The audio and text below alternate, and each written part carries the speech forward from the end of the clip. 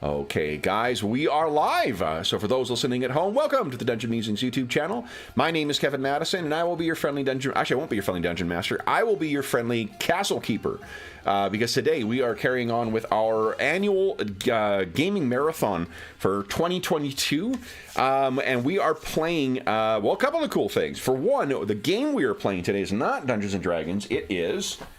Where is it here? Oh, I'll use the Castle Keeper's Guide. It is Troll Lord Games' excellent Castles and Crusades RPG. This is the Castle Keeper's Guide, the equivalent of the DMG for that game.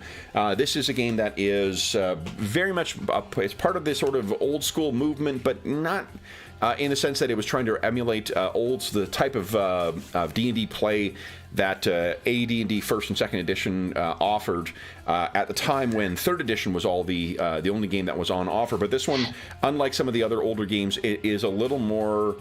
it is more willing to adopt many of the modern sensibilities and modern game developments. So it's a really interesting mix of having some ideas from the new school, ideas from the old school, but also be its own thing.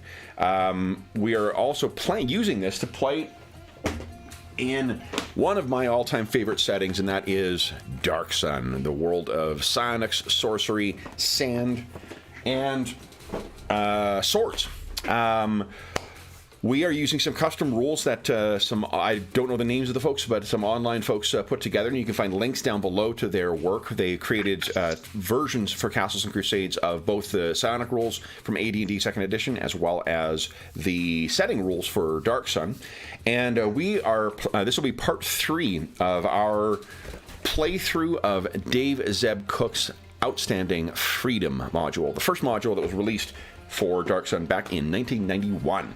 And we did in the last session we played, we're playing with the same people we did in session 2, so we are not going to do quite as much of the setting intro for this session as we did in the last one. If you do want to go back and watch that one and the first session in particular offered a whole bunch of setting info. If you're not familiar with Dark Sun but you want to get yourself up to speed, you can also see what has happened to get our heroes into this precarious position that they will be finding themselves at the start of this session. But with that said, let me introduce you to the stars of today's session. This one is being called, let's see here, what did I call it? Last session was Slaves of the Sorcerer Kings, I believe. Agents of the Alliance is part 3. I'll go the order I've got you guys on the screen here. I want you to tell us who you are and who you're playing today. First up, we've got James. Hi, I'm James, and I'm playing Hurgen, the half-giant gladiator. Very nice. To be honest, finds that pointy sticks aren't worth doing. Just use your hands. Yeah. Yes. Next up is Darren. Yeah, I'm Darren. I'm playing Yasha, a level 3 human druid. Just trying to keep her head down at the moment, to be honest. Nice. And next up is David. Hi, I'm David. I'm playing Domitian, a human preserver and member of the Alliance. Nice. Next up is Graham. Hi, I'm Graham. I'm playing Galek, a 4th level now, elf fighter who enjoys following his own shadow. Nice. And last but certainly not least is Jamie. Hey everyone, I'm Jamie. I am playing human defiler fighter rogue Psychia. Very nice. Those triple class characters always feel like you're just reading off a list from the Player's Handbook. Yeah.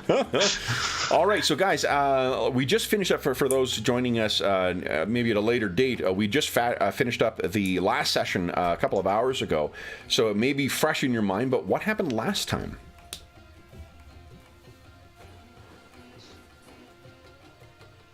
It's been a long 2 hours. Yeah, no, I was going to say well, the three members of the group had already been enslaved. We joined them. We found it quite hard going, obviously, working in the sun, put to our tasks. We're just getting used to it when we found that it was a dog-eat-dog-eat well sort of thing. So we were stripped of our water source, our water skins, by another group of slaves. So I think Gaelic led the charge almost to recapture our water skins. Quite a lot of bloodshed, A number of slaves were killed. We managed to recover our water skins and a few spares, I believe, just in time before the guards came to interrupt it. So we got back into the groups. Then I think it was 2 days later, I think there was a large explosion followed by a second and a third. One of the guard towers was sort of ripped apart, a number of guards charred, killed, a bit of confusion. After a bit of investigation, we found a human. Well, never found him. He made himself aware to us. He was an invisible intruder, a human by the name of Faldar, who worked for the Alliance, and he made contact with us. He was badly wounded. We sort of basically shielded him, protected him, let him rest with us, so he could recover. He could do some spells. He managed to disguise himself as one of the Templars, and he basically promised us that he'd be back to help us, and we agreed to help him to free the rest of the slaves and put an end to what was going on here. And he kindly left us 6 sort of healing potions, basically. Mm-hmm. Anything to add, folks? Of it. Or does that cover it? That covers it. That covers it, yeah. Perfect. So our scene, you guys, will open, and let me grab everybody here. Back in the slave pits, or the slave pens, where we last left our heroes. I'm just going to replace the tokens here with your updated ones. Oh, they're teeny. They're teeny tiny. Hold on. So what happens when I'm jumping back and forth between giant displays and smaller ones. There we go. Okay, so where we left things was with you guys having agreed to assist the Veiled Alliance, the group of preservers and their allies who are opposed to the Sorcerer Kings. And Faldar made some pretty big promises as far as what would be coming from, or at least coming from the part that he was playing in this plan. Do you remember what he'd said? I believe he promised to kill the Sorcerer King, didn't he? Yeah, regicide. And that is something that has, to living memory, never happened. One of the things in a place like the Tablelands, where there is no real sense of history, there isn't a before, there's now, and there's maybe, a concern for tomorrow. There is no sense of what was before. The things that are eternal are the sun, the sands, and the Sorcerer Kings. They are things that you can always rely on coming. There are rumors that, some of the deserts, the ruins found out in the deserts that are exposed sometimes during particularly strong sandstorms, that sometimes they can be, thought of as old city-states, but if they are, no one knows their names, either the cities or their former masters. So what's being proposed here is seemingly impossible. He left you at really the start of your day, so you will have a full day to get your water, to get your rations, and then go on with your day. Before the Overseer really comes and collects you and drags you off for what will be a long day of labor, you do have an opportunity to speak amongst yourselves. So, anything you guys want to talk about before you, as far as planning or, where you wish to, fulfill what his request was, which was to stay alive. How you intend on doing that?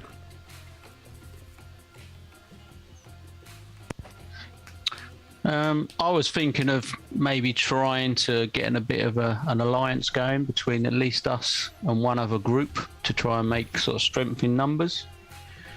I was going to try and use magic on my part to try and sort of assist them with a few injuries and respite from the sun and things like that. Mm-hmm. So I was looking for the rest of the group, maybe Hergen, Gaelic, to sort of pick out suitable groups, basically, who they think would be a good ally, or which group would be a good ally. Yeah, I'm happy to do that. I think we could do that. We could make sure we've got all the water skins that we need to ensure that we are, we're not continually having to worry about getting enough to keep us going. I suppose if I was gonna try and find not so much trustworthy, because I don't believe anybody is, but groups that we could at least rely on in the short term, I'd probably be leaning on my soldier background, looking for groups, talking to groups, those that I can pick up who've got some sort of esprit de corps, some sense of, I won't call it chivalry, but some sort of sense of rules that we could perhaps tap into. Boy, King Kalik sure sucks, right? Are you a rebel? Boy, King Kalik sure rules, right? Flawless. Okay, that sounds great. Psychia, Domitian, or Hergen, any thoughts yourselves? I don't know how common they are, but I think Domitian will try and see if he can find other members of the Veiled Alliance, seeing as he has a sort of call and response, that always rains on the plain in Spain kind of messaging he can do. See just if he maybe finds even just one or two others that could be an asset. Okay, yeah. I think Sakia is definitely for maintaining the course here and trying to buy time until our reinforcements arrive, but also perhaps looking for other gladiators amongst the other slaves who would be really helpful if chaos breaks out again, that we could align with them. So I'll similarly be trying to build some rapport with those that I revere as being combat worthy. Okay. And Hergen? Well, Hergen wasn't original. He came to the same conclusion. Let's try and persuade some gladiators to join with me. Okay. All right. So it sounds like you guys have a plan in mind here then. So with your water skins collected and whatnot, you guys make your way over to the watering station. The scuttlebutt amongst the slaves really is about the events from last night. Like the theory is that it was, basically like Preserver or like Veiled Alliance terrorists who attacked in here. And the opinions go between like that they were trying to come here and save people, to they were coming here to try and kill everybody, to they're trying to thwart Kalik from freeing everyone. Like it's a wide variety of different opinions that are getting people to the point of near fighting over how some believe that like the Veiled Alliance is getting in the way of Kalik's plan. Kalik intends to free everybody when all this is done. To suggest otherwise is just madness. And others are, thinking that the Alliance was defeated. They're crushed with the defeat last night. Yeah, they didn't free anyone. All they did was kill some guards. They could always find more guards to replace them. And in fact, there may be a couple faces in guard uniforms now that you recognize as former slaves. So... Perhaps just one other thing I might try just while we're here. Can I find Hivash? That's an interesting question.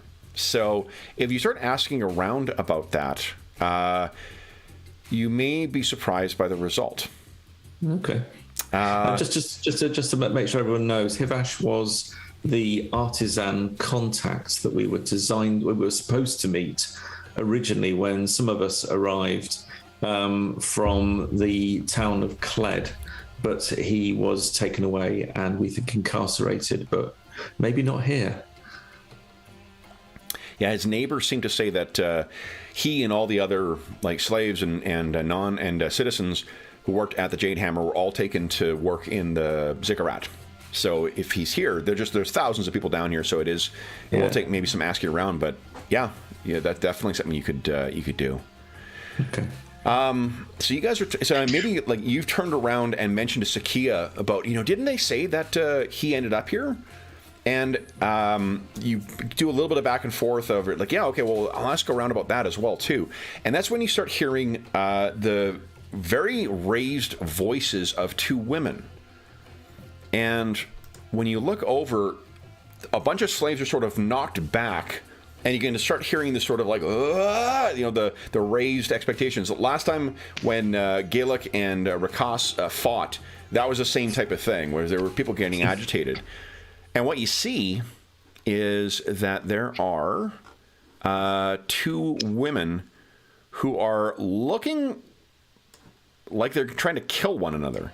Let me get this full illustration up here. Oh, Would you move us to the map? Yeah, Just- Kevin. What's that? just typical slaves and slave pit then. Well, the thing is as these two are beating the shit out of one another, Hergen, you actually recognize both of them. This is a gladiator named Canla and a gladiator named Lasan. Lasan has the shorter hair. What you can overhear is like one screams at him, "I'm stronger, faster, and tougher than you. I should have been his partner." And the other one says, "When you are dead, I will fight at Takandrel's side." And they, as is not surprising, the weak slaves that have been living through all this labor and whatnot, they're knocked aside like they're dried grass, as these two women are just beating the bejesus out of each other. Now, the last couple of times that you guys have seen fights like this, the guards intervened quite quickly. But looking around, it looks like the guards themselves are looking to have a bit of a break as well, because they seem to be watching, and you may have overheard them exchanging bets. So there's a bit of back and forth. They're grabbing up stuff. They're hitting one another. Unless you guys do anything immediately, what will happen next is that Canla, the one with the longer hair, seems to get the upper hand when Lasan slips on something, and she jumps on top and begins choking her. Sorry, James, you were going to say? So I will step forward. Okay, what do you do? And says, sisters, enough. Save your energies for people who deserve your wrath. They don't seem to be able to hear you. You recognize when people have sort of been in like battle fury before. Canla has her hands around Lasan's neck and is like picking her up and slamming her head against the ground. Unless you physically intervene, it seems unlikely that you'll get her attention until she's dead. Okay. Well, I'll kick the one on top in the head and take it from there. All right. So, boom. Let's get everyone in here. I'll put everyone in out of an abundance of caution here. You do not need to necessarily fight here. Okay. And Is it just me that doesn't see these images? oh, hold on. Let me I think make we're sure. still on the first screen. We don't see Oh, you. you guys truly have the Madison experience then. Me talking for 10 minutes about something you guys can't actually see. Can you see it now? Yeah. Yes. Excellent. Okay. So there we go. That is the two women. The long-haired woman is Canla. The short-haired woman is Lasan. And the turn order is set up right now. Let me add one for them as well. Hold on, what are we going to do here? I'll just put a small one in. All right. So, is anyone doing anything? Looks like Hergen has tried to intervene. If anyone is trying to do something that is magical or otherwise adjust your AC, let us know. Otherwise, go ahead and click on your token, roll initiative, and try and beat my 4.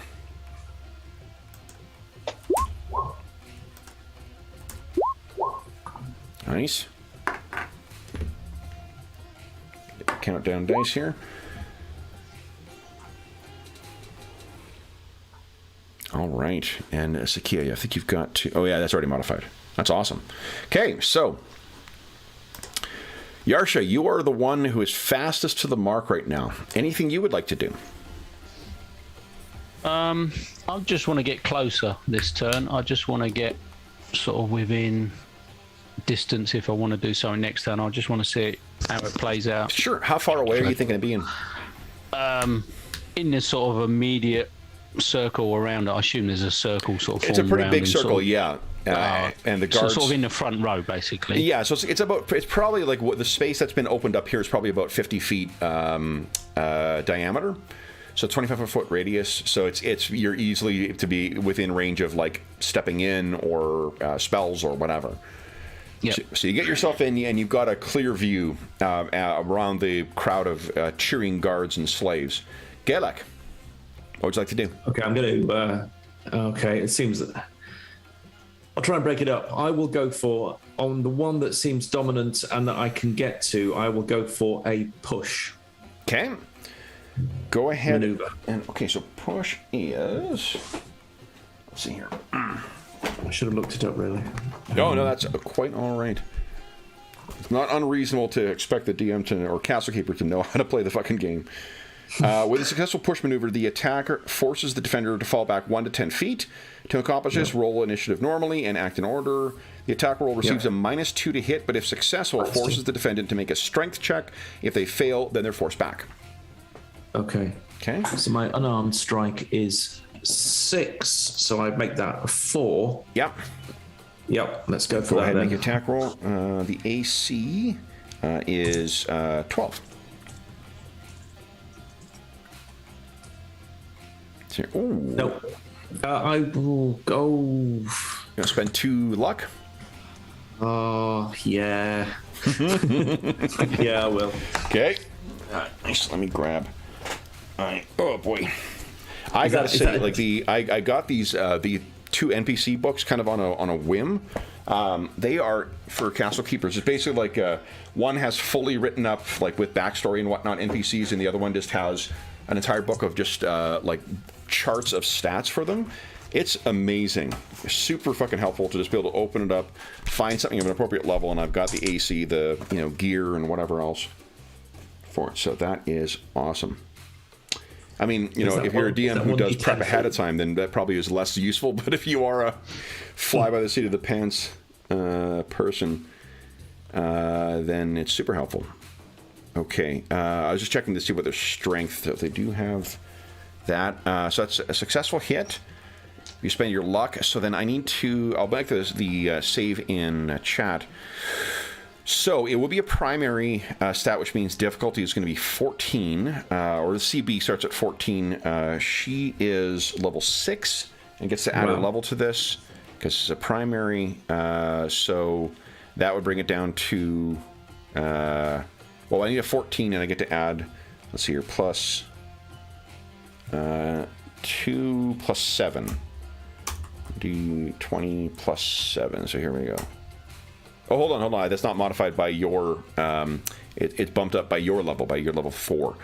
But 25 is definitely good enough. So you try and get in there, and she just sort of rolls her shoulder, and you sort of stagger off of her. You can't move her at all. She manages to pull the head up again and boom, down.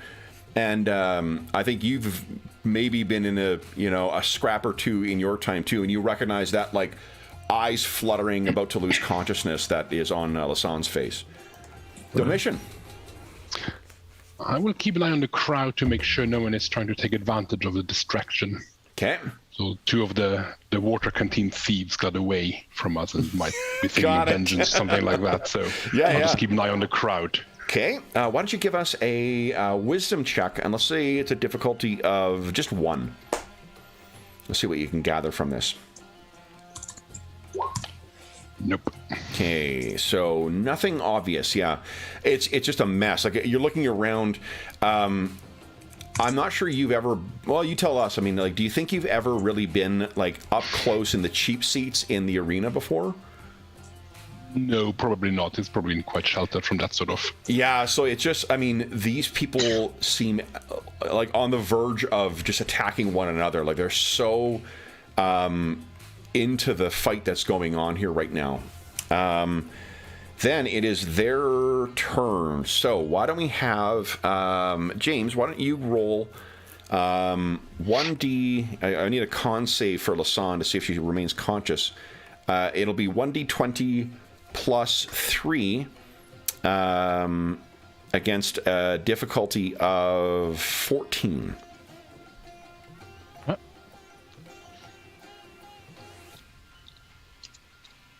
Here we go, big money.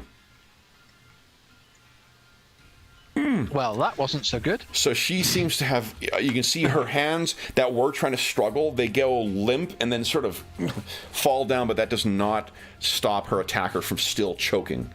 Sakia. Who's got a higher dex, Sakia or Hergen? Because I think actually Hergen has a fairly surprisingly high dex. I'm at 15. Yeah, not 15 as well.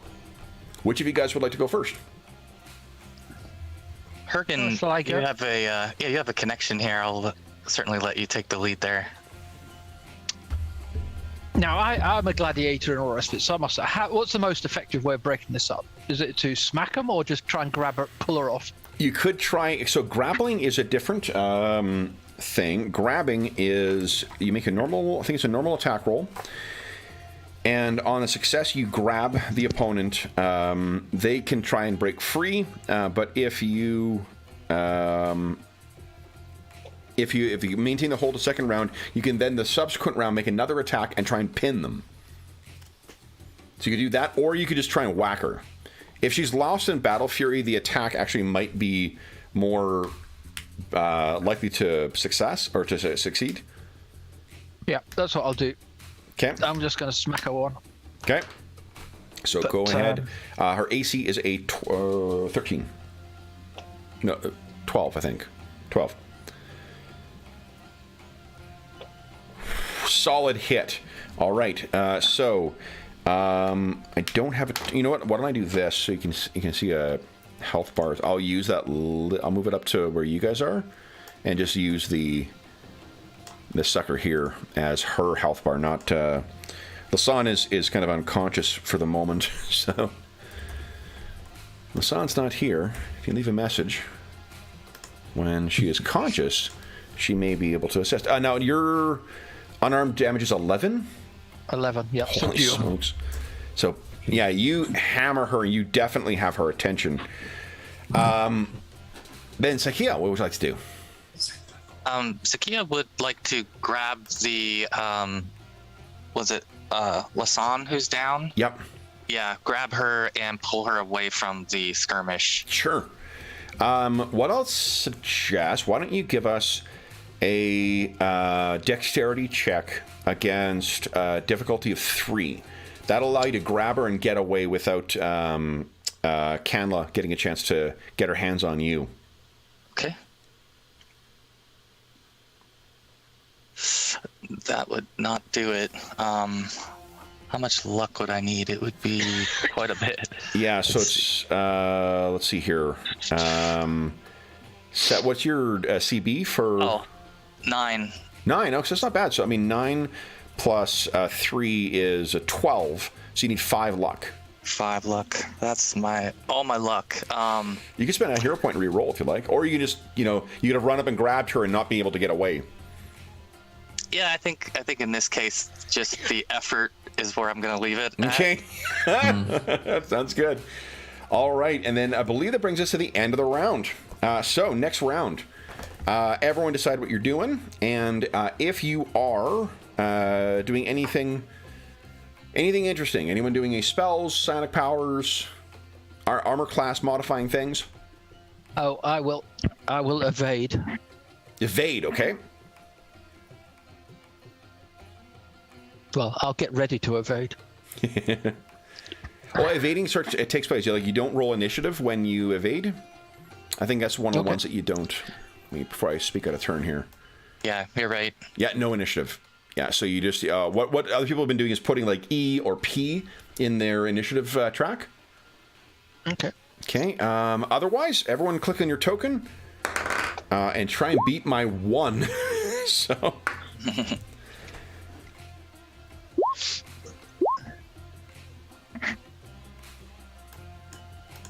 All right. Okay, then we have Hergen is evading. Gaelic, what would you like to do? Well, am I able to coordinate with anybody? Are two of us able to gang up? So, if I try and grab one arm, someone grabs another arm. Is that what you Absolutely, were doing? yeah. So if you're successful on an attack on a grab, you've sort of grabbed one arm. They can't get away. They can try and get free. So you could try that, and that's actually only against an AC of 13. You could also try and trip. It's against AC 18, but if you're successful, you knock her prone. I'm going to try the grab this time and see if that works. Okay, excellent. Okay, so you got a hold of her. That might be a mistake. Oh no! What have I done? Okay, Sakia, what are you doing? Sakia will attempt again to pull Lasan away from the skirmish here. You don't need to make a roll for this now because Gaelic has secured Canla. She can't make a counterattack. And then actually, because I'm going to have to keep looking down to look at the name. Let me put this. I imagine that you guys may be doing the same. Boom, we got a name for her now. So, Canla, so Sakia, you grab the unconscious form of Lasan, pull her back. Then it is Yarsha's turn. What are you doing, Yarsha? I see what Galec's trying to do, so I'm going to rush over and try and grab the other arm. Okay. Until the muscle can arrive. So go ahead and give us a unarmed strike. Strike. Nat 20. Nice. So Nice. I think you get in, you manage to get your hand underneath her, like the one free arm, and then up around the neck and just throw her off balance. So the two of you have her down on the ground right now, secure. And then it is Canla or Domitian. Heroes always go first, so Domitian. I'll head over to where the unconscious one is and help move her slightly further away from the fracas. You got it, okay? So you got her, and you got helping Sakia, and then Canla. Whew, it's gonna be tricky for her to try and get free. So she needs to get. Let's see. There are two of you. Your highest level is a 4, so I'll actually make it a 5 difficulty for her to go free. So that is a. I think it's actually a 12 as a starting number. The reason I'm going back and forth on this, the optional rule we're using with the 3 different tiers of priority skills, that's different from the baseline. Baseline is a 12 for primary and an 18 for secondary or any other ones. And for the NPCs, I use that rule. For the PCs or important characters, I like using the other one because it gives you a lower target number for your primary and a middle ground for the secondary ones. So anyway, for the CNC purists listening at home, this is why I'm screwing up your rules so much. It's because I'm using a bunch of optional rules. But she needs a 12, and plus your collective level makes it a 17. But she does get to add.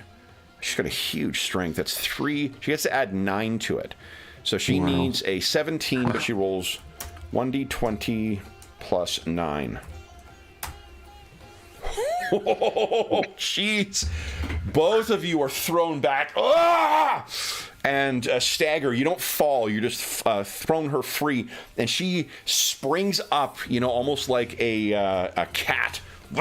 And lands down in this like pantheric pose and is ready to dive in. She is not pleased with what's happened here. That brings us to the... and Hergen, you successfully defend yourself. That brings us to the end of round 2. We're on to round 3. Is anyone doing anything that modifies AC or that we need to know about? Have we got anything? Has anyone got any psionics or something that can just knock her out? Yeah, where's George? The sleep. Where's she? She's a beast. She's a beast. Yeah, my psionics would only work with someone that's got that sort of, psionic powers. I don't think she's that sort of character. Hold on, what are your abilities? Mine's Mind Thrust, which is mine is a natural psionic attack. You can definitely try it. It doesn't do anything on non-psionic. Non-psionic. Yeah, I just think she's just... What is your actual... You do have a... No location yet. Yeah, I don't think that's going to help me. I'm in the ship. Yeah. All right, so if no one else has anything they're going to do, then everyone go ahead and click on your token And you want to beat my 10. Sorry. The only thing I was going to query was I wouldn't be able to use Entangle. There's not enough undergrowth and stuff, is there? There is. You definitely could. There's scrub grass that tries to push its way up. It would remember the radius of Entangle, though, from our it's massive. experience. seeing like everyone gets caught. Yeah. But yes, you absolutely could try that. But I'm trying to talk to her, though. So Yeah, I'm it's not one gonna of the do few those times I want the guards to arrive. I actually do want the guards to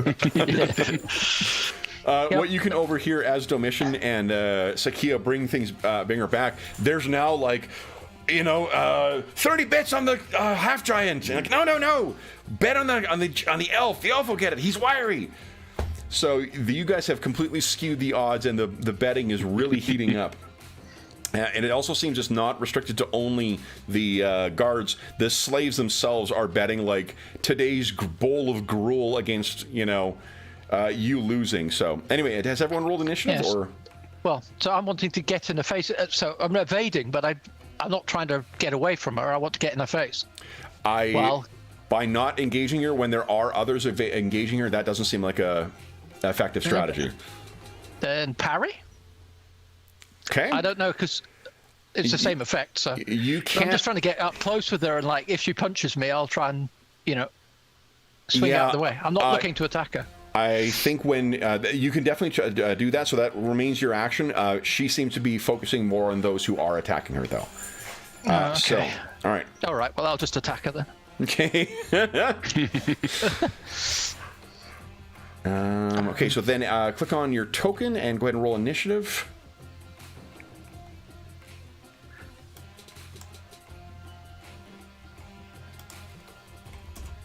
Okay, and Hergen. 2, 3, 4, 5. 1, 2, 3, 4. Okay, great. All right, so then first is Canla. So I'm going to roll a D2 here. On a 1, she's going for Domitian. On a 2, she's going for Gaelic. Roll 1D2. Gaelic, you've made a friend. Excellent. I will try and supplicate her, but it's not going to work. She leaps forward, and all you can think you can make out, she's screaming something unintelligible, but the words elf scum are somewhere in that. Yeah, I've heard that before. Yeah. All right, that's a 19. Yeah, that's just about a hit. So she leaps in and hammers you in the face. You take not the face. Yeah, my most precious part. You take. Let's see here. That is 1 plus 1 because she's a gladiator. It's 2 plus 3 is 5. 5 points of damage. And then it is Gaelic's turn. What are you doing? I will just try and skip past her, go to the crowd, and I put 4 bits on Hergen.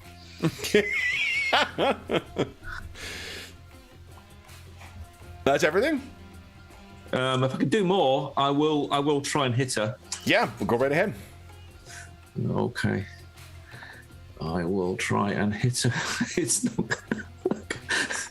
Okay, here we go. Now what?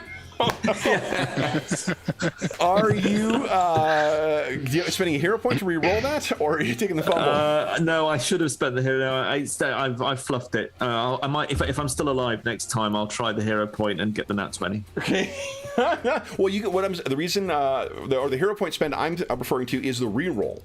You can spend a hero point to re-roll your attack roll. Yeah, I believe in myself. I'll spend that. Okay, there you go. I'm happy to roll a fumble, but like last time, Andrew's character almost fell on an obelisk. So no, I failed. Okay, well at least you didn't fumble. All right, so then she, so you try and swing back, but she really rang your bell. Yarsha, what are you doing? Yeah, I'm definitely not for one-on-one with her. I'm gonna run towards the nearest guards and try and convince them to get involved. Okay. Tell them she's gone mad. You got to stop this before there's more bloodshed. Sure. Why don't you give us a charisma check? I think the difficulty is going to be they're level 1, but I'm going to bump it up to 3 because they really don't want to see the end of this. Yeah. So go ahead and give us a charisma check against a DC or a difficulty of 3. 3 on charisma, so that's 13. We had the level? You had your level. Yeah. In this one, I don't think so. No. No, I don't think so. It's just a straight 13 I need. Okay. Come on. 6. No. You want to spend a hero point re-roll, or?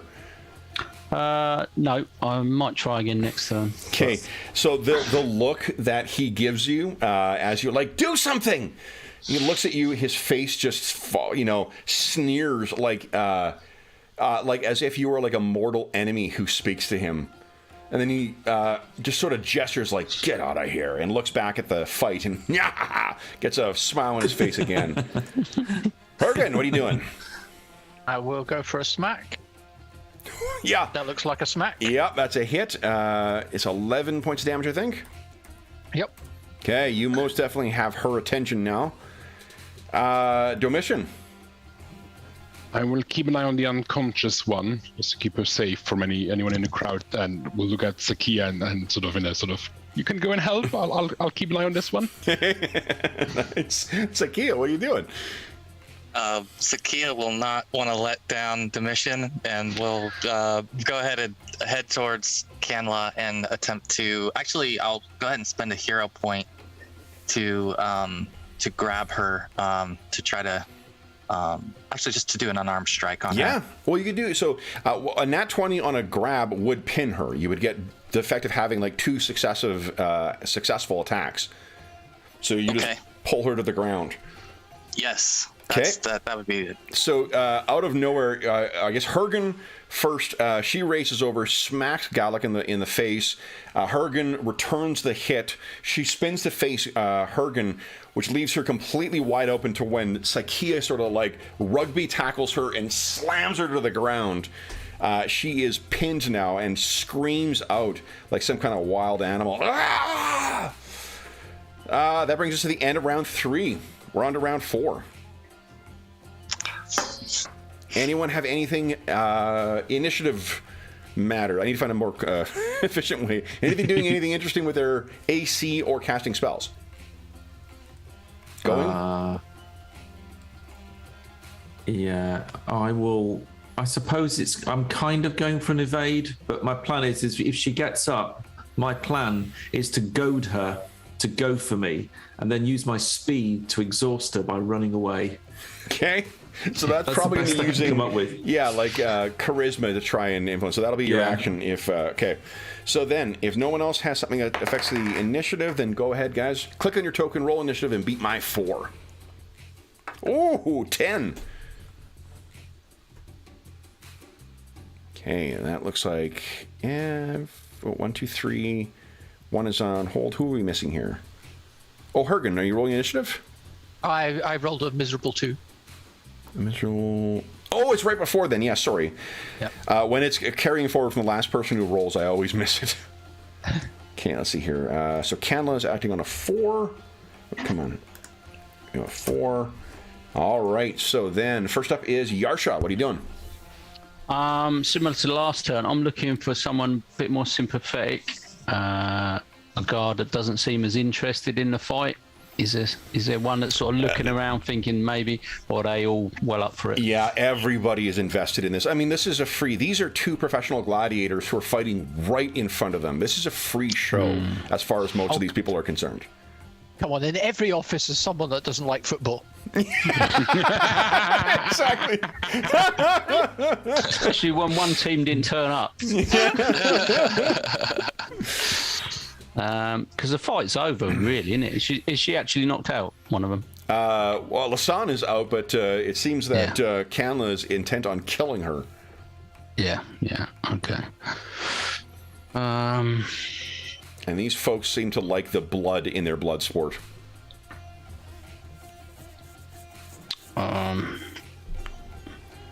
Yeah, I just don't think Yasha will get involved any further. No, she's going to hang back. Okay. Domitian. Well, keeping an eye on Lazan, I think is I think he's sort of starting to gather his mind to maybe have to intervene next turn because it's dragging on, and who knows what's going to happen, and it's not part of the plan of not getting involved and staying alive. We are being distinctly conspicuous here. All right, Sakia. She is going to try to continue to pin down Canla. Yeah, so I think what you can do is, you can. Let me just double check here, but I've been reading so much Hero System lately. In that, once you actually secured someone, you can just sort of choke them out. So I think you can do something similar in this, where you can just do your unarmed damage to the target now that you pinned her. Where is it? There you go. Nope.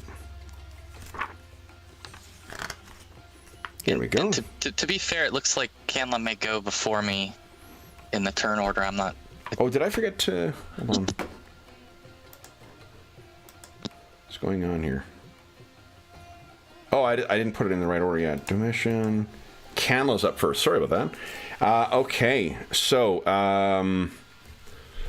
what's she gonna do? She's gonna try and break free again. And right now now what I'd say is she can only, without a critical success, she's only going to be able to get herself unpinned. So your level is a 3. It's a 15 target number she needs to roll against. And 20 plus 9. Oosh. Let's see.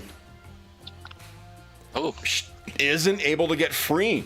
So she's squirreling and race, kind of thrashing around like a, but she is just not able. That lock you got on her with that crit success last time, she can't get herself out. Gaelic, what are you doing? Oh, you're waiting to see if you can taunt her. But it seems like Sakia's got a solid lock on her. Yeah. Okay. Sakia. And I think I'll let you do that because you've pinned her. You can just try choking if you like and start applying your unarmed damage if you like. Yes. What is your unarmed damage? It is 3. Nice, 3, okay. That will be non-lethal as well, too, because you just trying to choke her into unconsciousness. Hergen! Unless you don't add strength to that, do you? That includes strength. Normally it's 1. Is your strength bonus a +1? It is 2.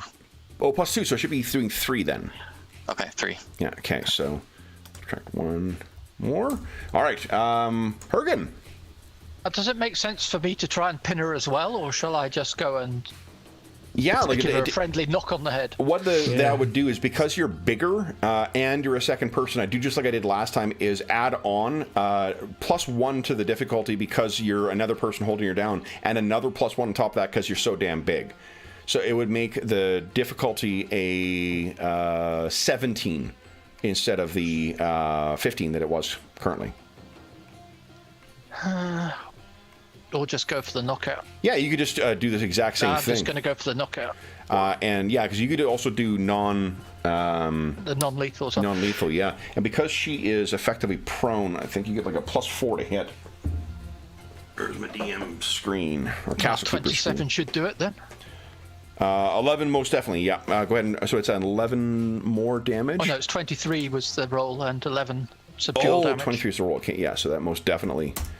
All right, she is looking that same look that you saw on Lasanne's face as she was sort of getting choked out, going right across Canla's face as well.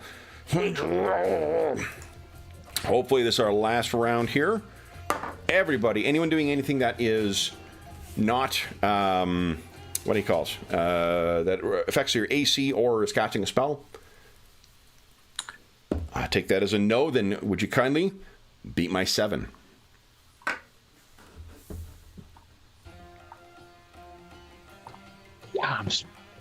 I refuse to do so. Okay.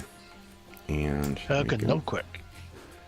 okay, is that everybody? 1, 2, 3, 4, 5. Nice. Excellent. All right, so Yarsha, you're up. What? Back-to-back 10s. Nice. To do nothing, I guess. But yeah, I mean, no, she'll go in and just try and hold her down. That's all she's going to try and do. Just add to the weight and the you got it. hands-on. Sakia? I'm going to do another strike here. Yep, so you're choking her out more. Yeah. Apply the damage. Then it is Canla's turn now with an extra person. That's an 18 she needs to get in order to just even get to being just grabbed. Fuck. She's wrenches her arm free. She's grabbed right now. She's not pinned, so she's starting to get up. Gillick, what are you doing? In which case, I shall punch her very hard in the face as she's sort of being held. I don't know if that helps, but it's the best I can do. Sorry, it's just... Oh, come on. That is a solid hit. What's your unarmed damage? 3. Okay. 3. She takes the hit like a champ. And then Hergen. Okay. Yep. And that is when she sort of, you hit her again, Gaelic, and she's about to try and mouth out Elvenska, and then she's hit in the face by Hergen and is knocked clean out. And at that, there is this, kind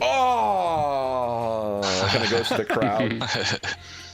And you can hear the angry exchange amongst both the slaves and the guards as they're, exchanging the chits and whatnot that they lost. Well, I bet on Hergen, who I think came out on top. Yes. Who has it? Who has my winnings? Yeah. What you can see, Domitian, it seems like Lasan is beginning to stir at your feet.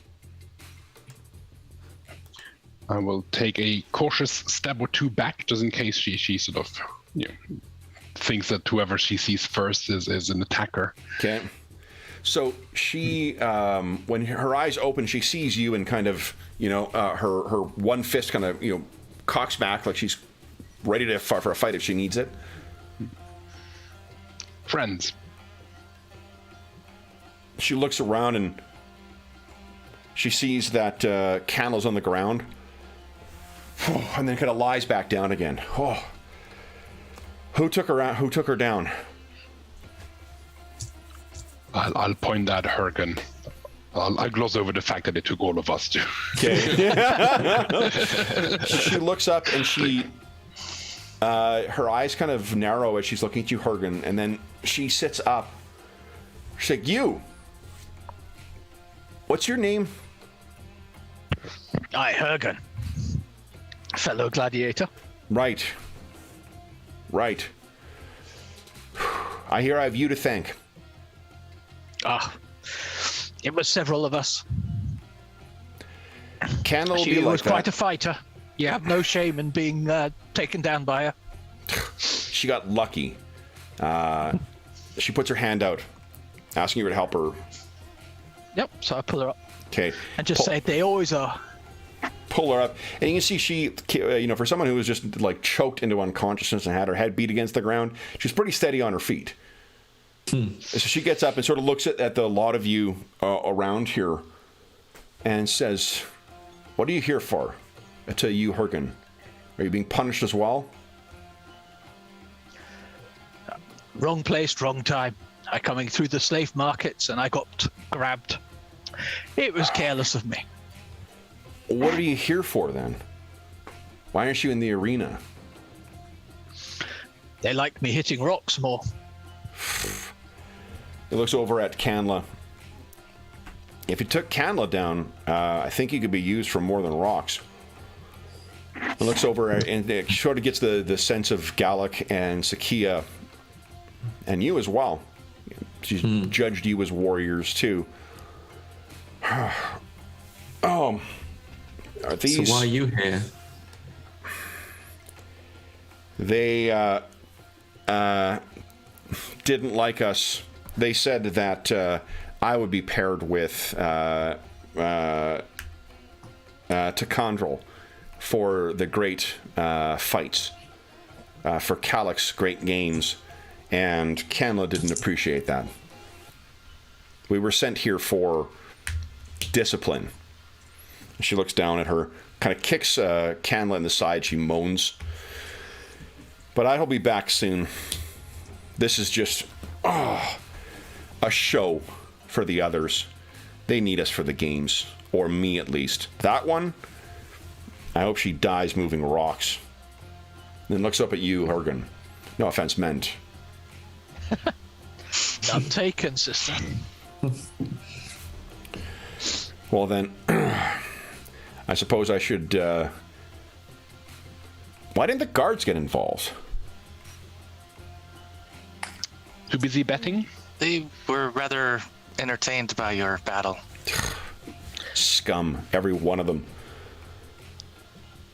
Well, I have a work crew that I'm supposed to be with, so I suppose I should get to that. Hergen, and she gives you a gladiator's gesture. Your time is wasted here. Back. Till later, sister. She turns and heads off, sparing one last kick into Canla.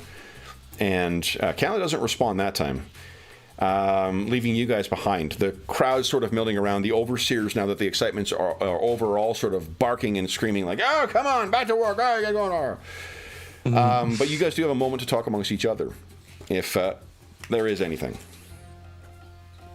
Well, we wanted somebody to join with us. I think Candler might do.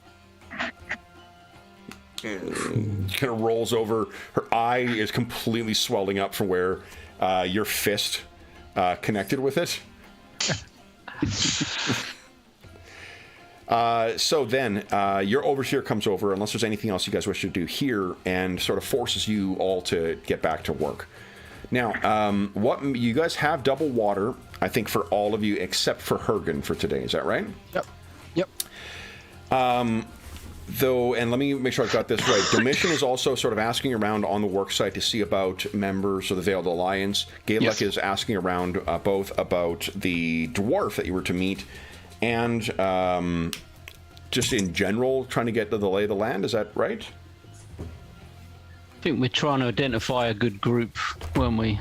So I don't know if that's the one. Oh, yes. Okay. Yeah. The gladiators join in, maybe an option, Yeah. or another group. So there is definitely, if you ask around a bit throughout your day, you do definitely get the sense that there are people who are bound for the gladiator, but in general, it's the victims. One of the more popular sports or popular sort of types of events you have in the gladiatorial combat is beast events. And the beasts that populate the wastes of Athos are horrific. They often will shred your mind before they shred your body, and have a wide variety of very interesting and visually appealing ways of destroying living flesh. And why waste good gladiators on that, on things that might kill these very valuable creatures? Much more interesting to have a whole bunch of victims go in and just get destroyed by them in a very, again, visually appealing kind of way. That is sort of the easiest way to get yourself to the arena. But if you, depending on how desperate they are, the games that Kalik is promising are supposed to be unlike anything seen in 1,000 years. If that's the case, they're going to need skilled warriors. So while the skills of a gladiator are more than, or broader than what a fighter would simply learn, they'll take anyone who's able to fight and look interesting where they're either killing or dying. Zakia had a contact that she was told about named, I think, Banthar, who is a Templar, and he may be able to get us favorable conditions. If you and can perhaps somehow I get can hide word, him. if you ask around about Banthar, he runs the games.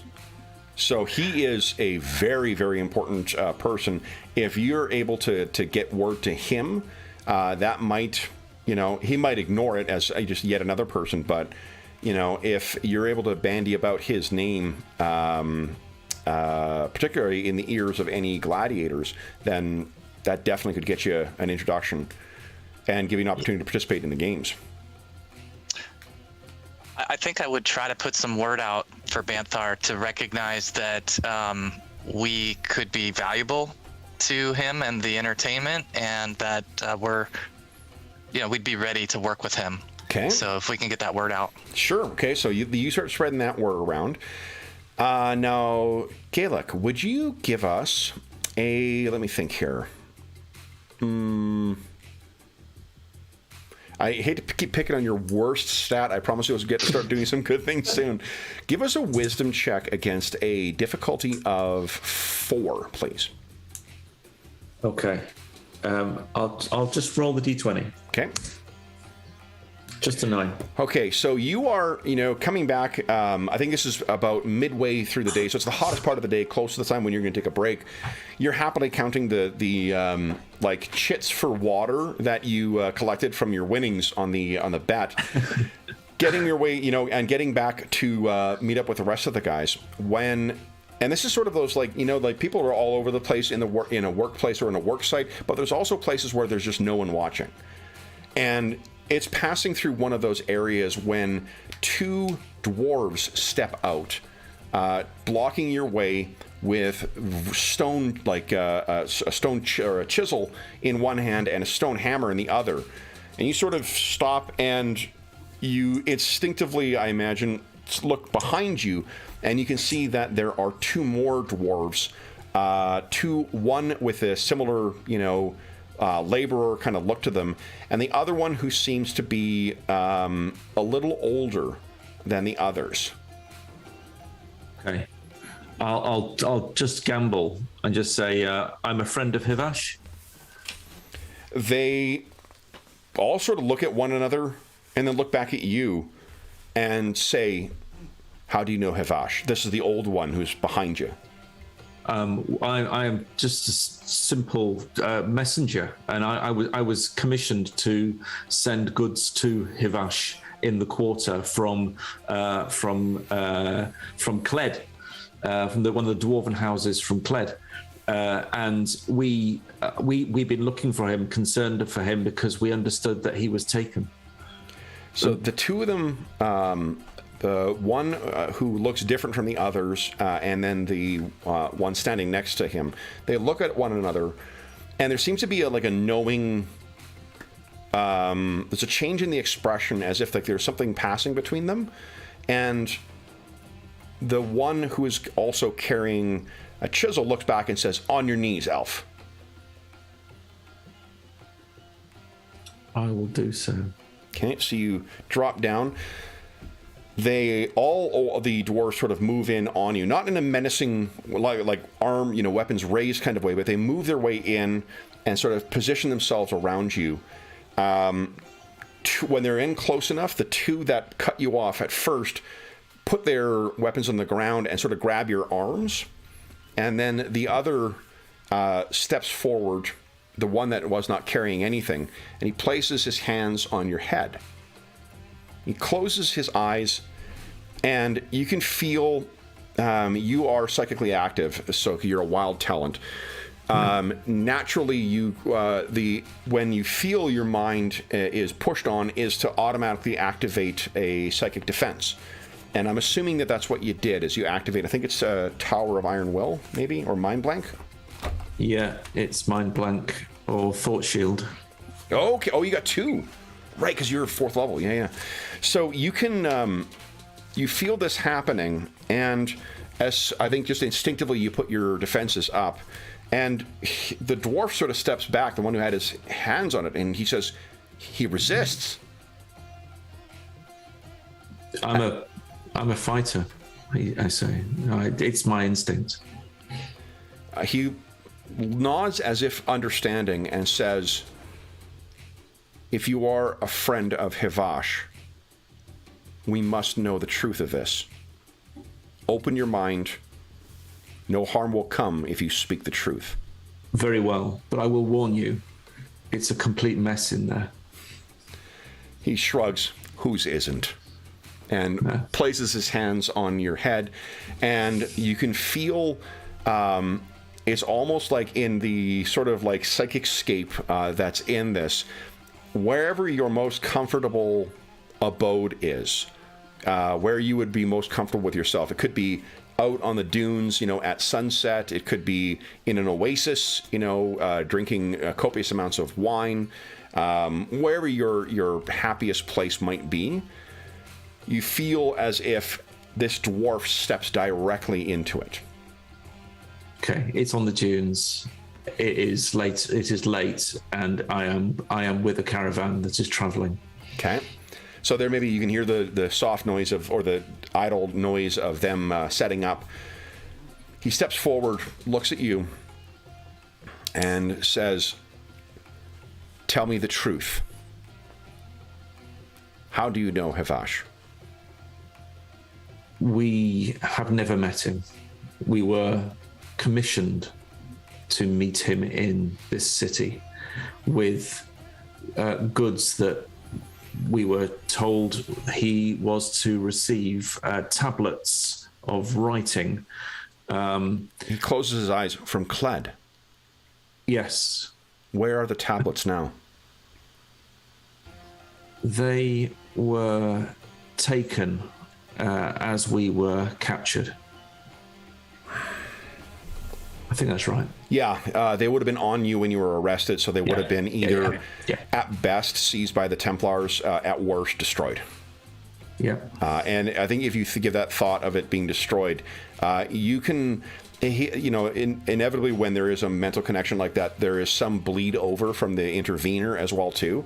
There is a deep sorrow that that very briefly washes over you at the prospect of the loss of those tablets. You suddenly find yourself back aching, in the shadow of the construction of the ziggurat. And he says, "I will bring this to Havash, and word will come." I will say, I regret that we failed Havash. And if there is recompense that I can give, then he has my spear. If we did not, if we were able to do as we will, none of us would find ourselves where we are now. Stay safe.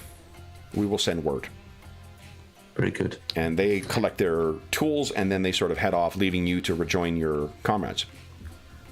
If there were gods, thank them, but there aren't, so I won't. And I'll head back to my friends. Okay, so you get up and rejoin your friends. What do you say, if anything? I will absolutely replay faithfully this, because it could be useful. I suspect that the tablets that we brought were, again, connected in some kind of way to what's going on right now. Possibly, maybe Veiled Society.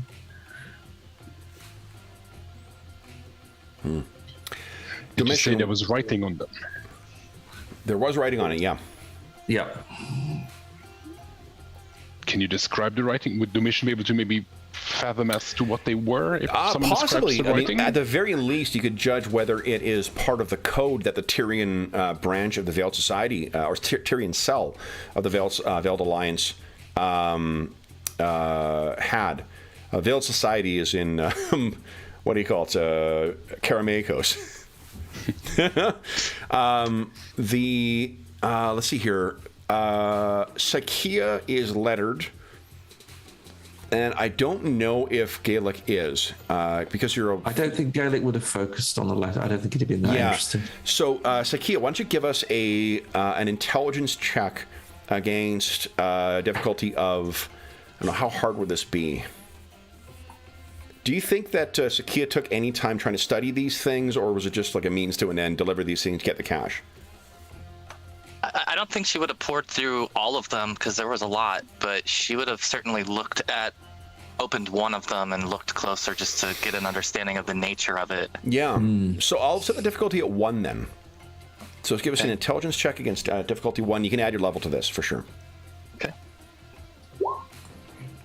And that should do it. Okay. Nice. What you're able to do, Sakia, is you sort of take your finger and sort of draw out what you remembered from the 1 or the 2 that you looked at. And Domitian, looking at this, it doesn't ring a bell. You are a scholar, so I'll let you make a intelligence check, see if you can place what it might be, and you can add your level to this as well. Difficulty will be a 1.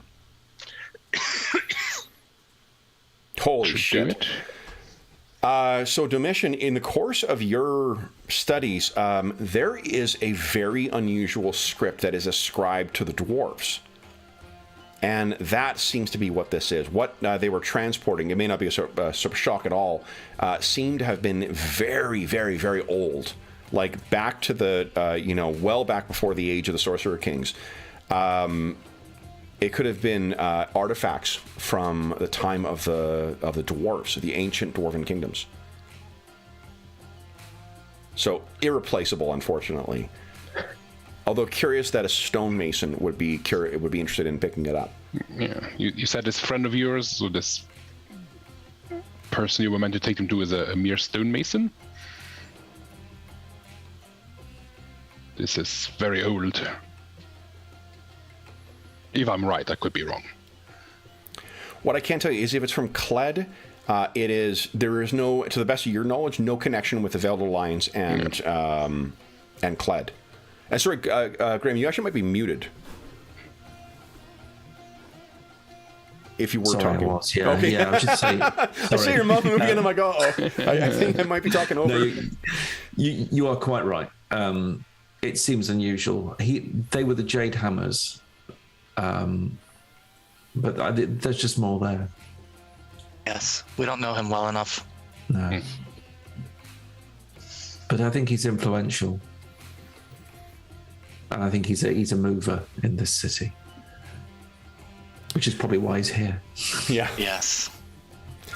So, with respect to Yarsha's efforts to try and get a sense of, what people might be beneficial, I have bad news and good news.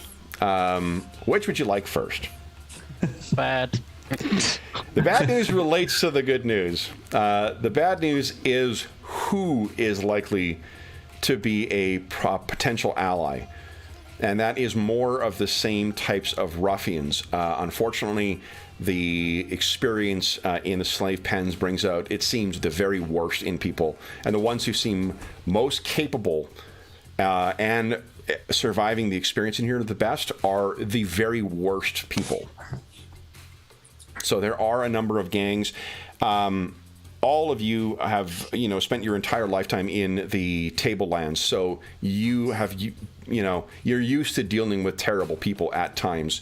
When it comes down to dealing with them, you don't have the luxury sometimes of dealing with moral absolutes. Instead, you look of where their interests might lie and where they might align with yours. So there are probably some people, but it's going to be a matter of bullying or convincing or cajoling or whatever some other people who are taking stuff from the weak here. And if I look to Gaelic and Hergen, can they identify any gladiators or potential military people that might be slightly more trustworthy, if there is such a thing? Unfortunately, there are. There are definitely some ex-gladiators that are in with it, but the ones that would be left here at this point are either ones with, terrible behavioral issues like what Lasan had, or, may have suffered some kind of career-ending injury. So they're still quite good, but they've got a bum knee or, they've lost a limb or something like that. Okay. Anything else that you folks want to do with your day? I will still use at least my first aid sort of spells just to patch up the odd person I think is suffering. Just to add general goodwill towards myself and the group possibly. Okay. Someone might look two ways and go, shall I go with them or go with them? And they might go, oh well, that group helped us a little bit. I'd certainly take some healing Yarsha if it's available. Well, that's why I was holding back the cure light wounds for our group. I see. And just use the first aid. So I'm just the waiting till the end of goes to the other day, people, and then I'll use it up before. Yeah. Okay. Cool. So also during your day, Domitian, while you are having a particularly tough time of transporting mud back and forth, you place down the 40th or 50th load that you've brought over. You're shoulders are just on fire, your arms are aching, your back is aching, your hands are once again torn up. Every new day brings, while Yarsha helps with the healing at the end of the day, it brings new kinds of pain, to the point where like you're questioning whether you will ever be able to do fine brushwork ever again. And it's when you do that you notice that one of the bricks that you brought over, someone has marred it with something. And you've been very carefully warned, or at the very least you may have seen the consequences of when someone defaces one of the bricks intended for King Calyx's ziggurat. So you kind of, I imagine go over of like, fuck, I need to fix this before someone sees. Yeah. And it's when you realize just you've been out of this environment so long, it's a sign of the Veiled Alliance. One of the secret signs that appears to be inconsequential, like a gang sign or, a fan thing for a favorite gladiator house or a favorite gladiator individual. This is a sign, and it is a sign that basically reads message.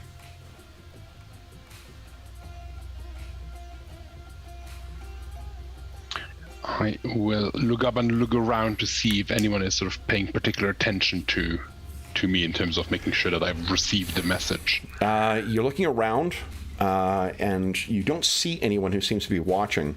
And I guess, though, knowing what your last contact with the Veiled Alliance was, this person could both disguise themselves as other individuals and disappear altogether. So it's tough to tell. It is on the top brick.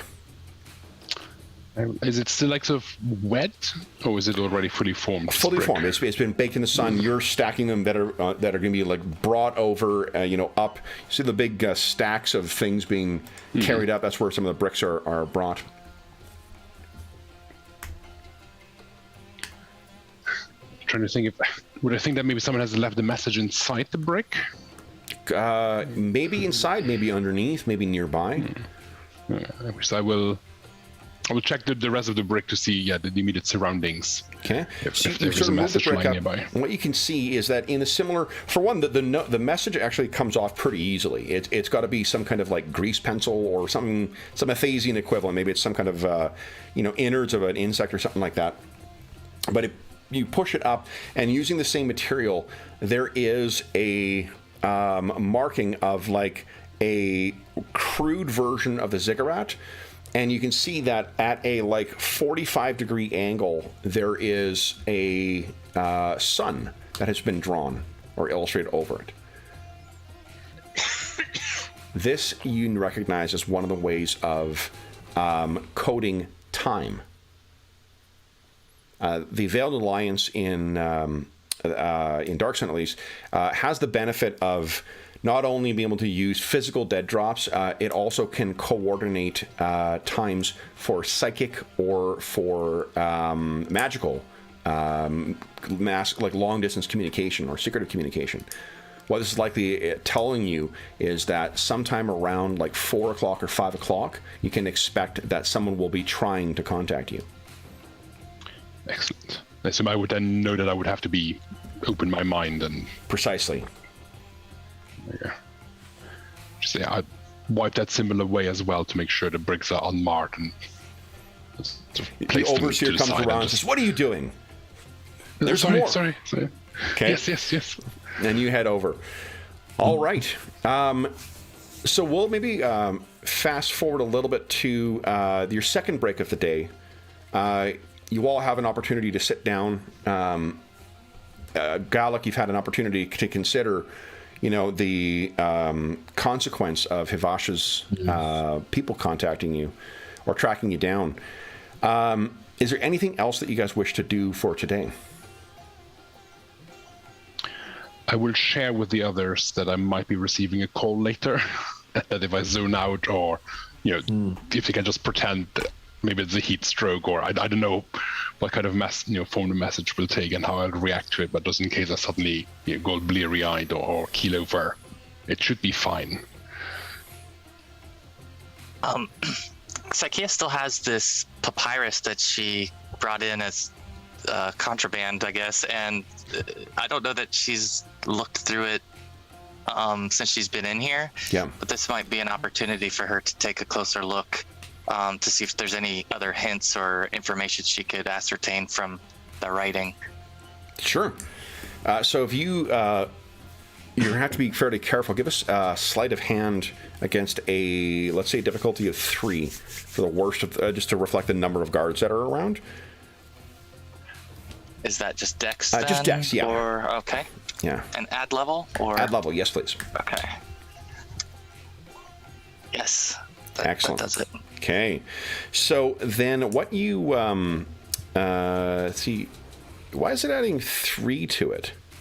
Because, oh, you're 3rd level, because I'm a dummy.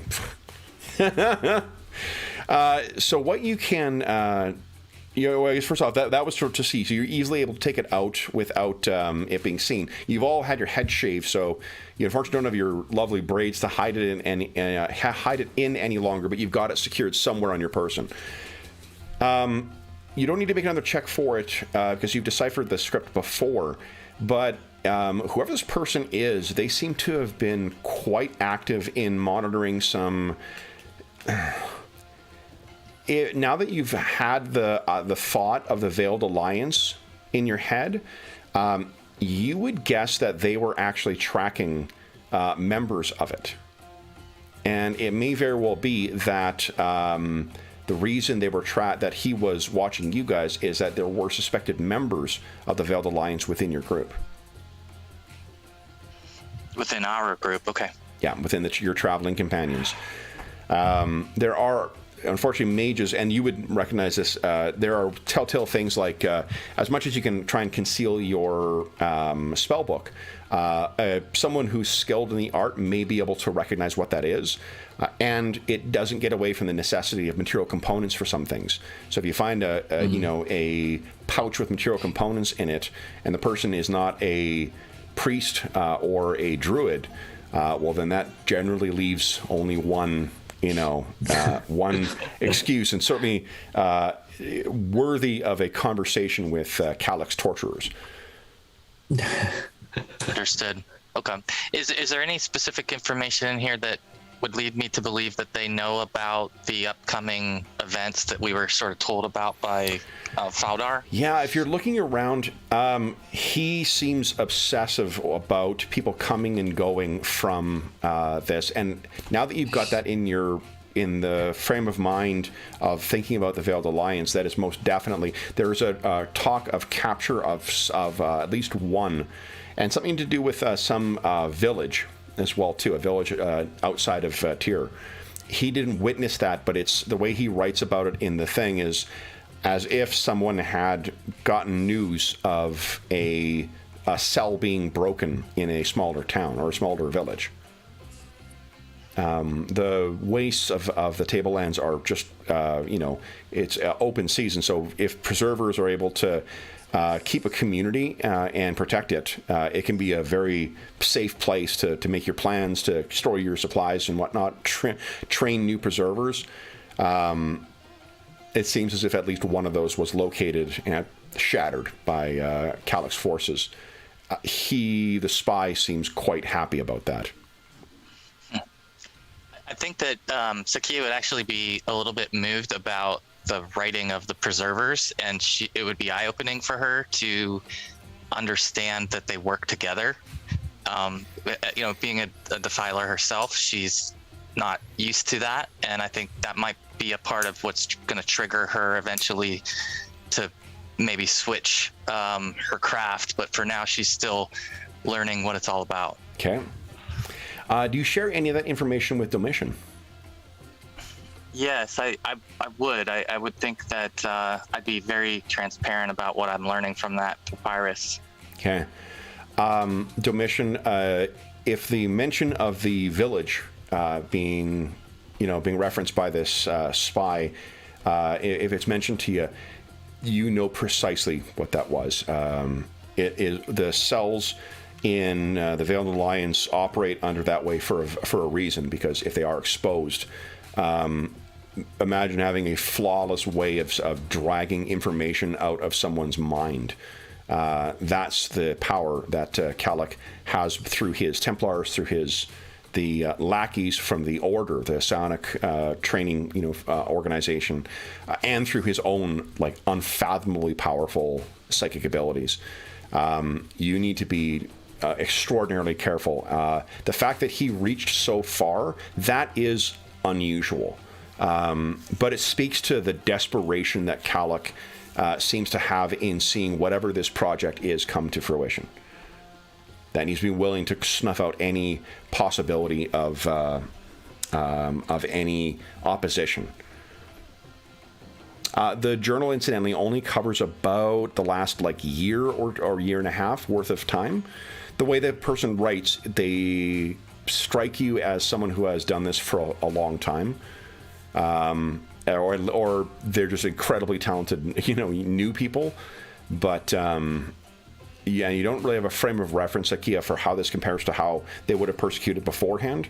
But yeah, it seems quite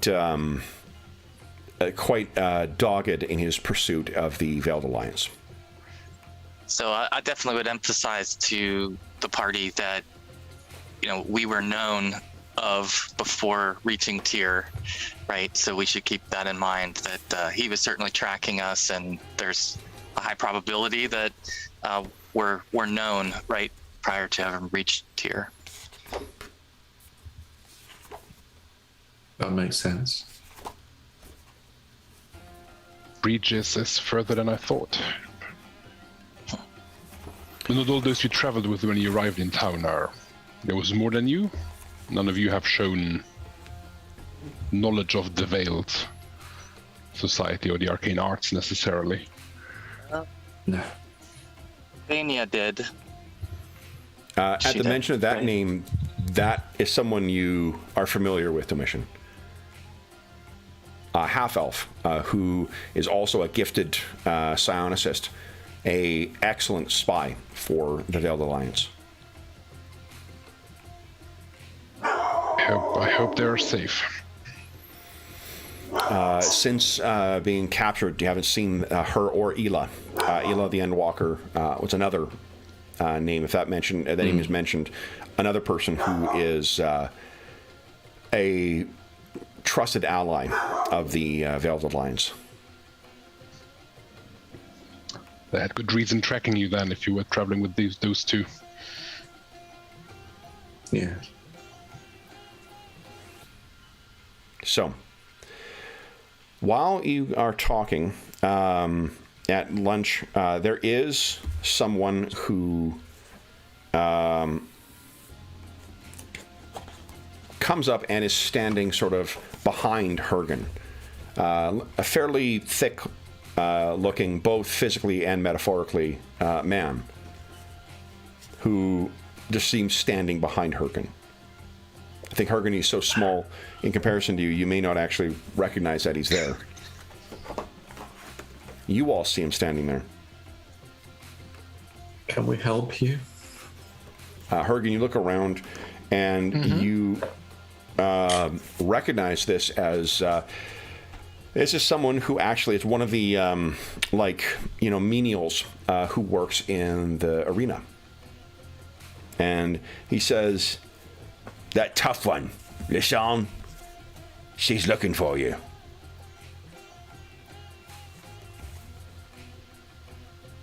So, is she coming here? She's looking for you. And he stands there as if you're supposed to understand that. I suspect you may have to go with him. He nods his head. She's looking for you. Yeah. You're not going on your own. Small and stupid. What a disaster. Okay, take me to her. The insult seems to fly well over his head. And it's I was speaking from 4 feet above it. Yeah. Once you get up, he kind of plods along. She seems to also be on the second midday break or second day break.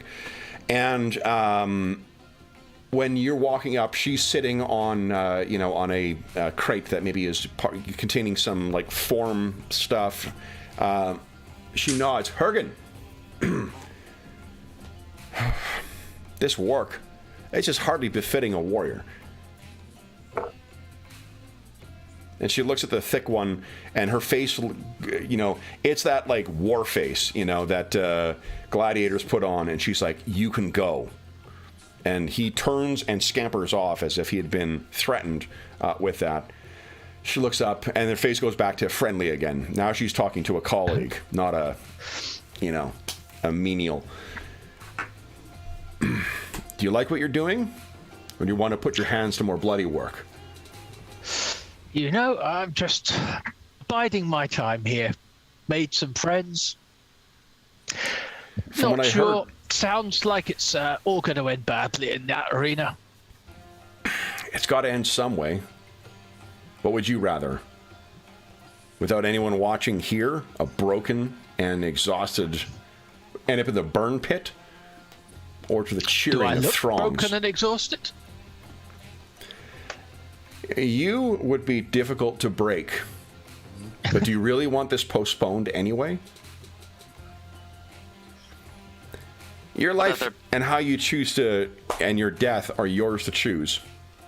If you choose to do it with a weapon in your hand, get word to me. That I will. Thank you for the consideration. Oh. Why is your friend asking about... it's Banthar, right? Banthar. Does she know who he is? Does she have actual connection? Or is she just hopeful? Oh, I'm not sure, to be honest. All of this stuff rather goes over my head. If any of you or your friends... Is there something I should know? If she's got connections, it might make it easier for me to sell you and your friends. We're all going to die. Well, if it involves my friends as well, then I might be more interested. Well, we're all going to die. I choose to meet mine on my feet with blood on my weapons. You? I'd like to put it off as long as I can. For such a hard man, you've gone so soft. Get us word. I'm gone, so I'll be back. My rehabilitation seems to be ending soon. Get word to me. It's good to see you again. And you. And she seems almost begrudging this. Send my thanks to your friends. That I will. That I will. Most gracious. So you head back. Now that he has been put in his place, that thick guy who brought you over here intentionally avoids eye contact with you. So you're able to saunter back to join the others just in time, pretty much to head back to work. Your allies, though, may be curious as to why you were gone.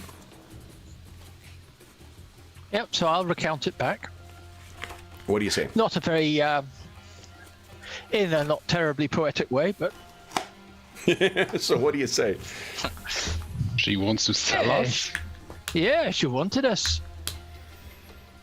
Wanted you to join me out there. In the arena? Apparently you have connections.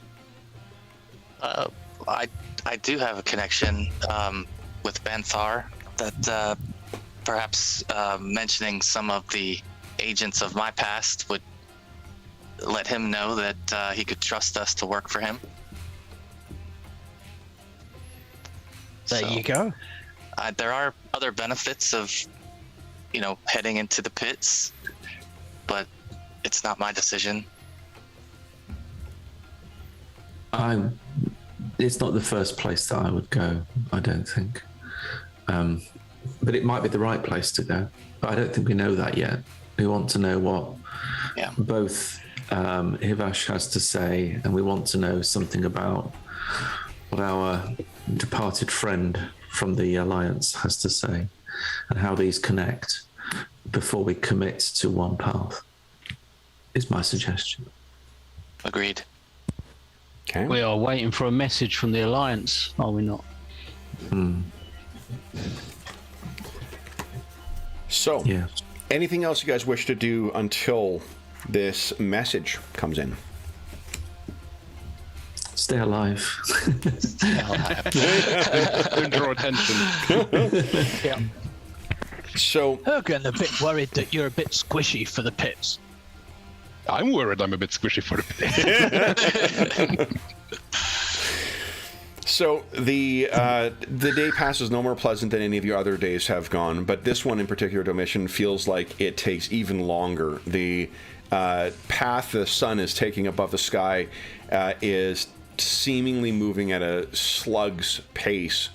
But the time finally comes when you begin to feel you're at work and you begin to feel strangely dizzy. This is getting near the end of day for you. You steady yourself and take a deep breath. Have you guys taken any steps to plan for when this message is coming in, other than what Domitian has told you before, that if I glaze over or fall down, nothing else? Only to try and sort of shield him, I would say, if he does go into a bit of a trance, Okay. so the guards don't see him. Yarsha, why don't you give us a wisdom check at difficulty 1? Let's see if you... And you can add your level to this as well.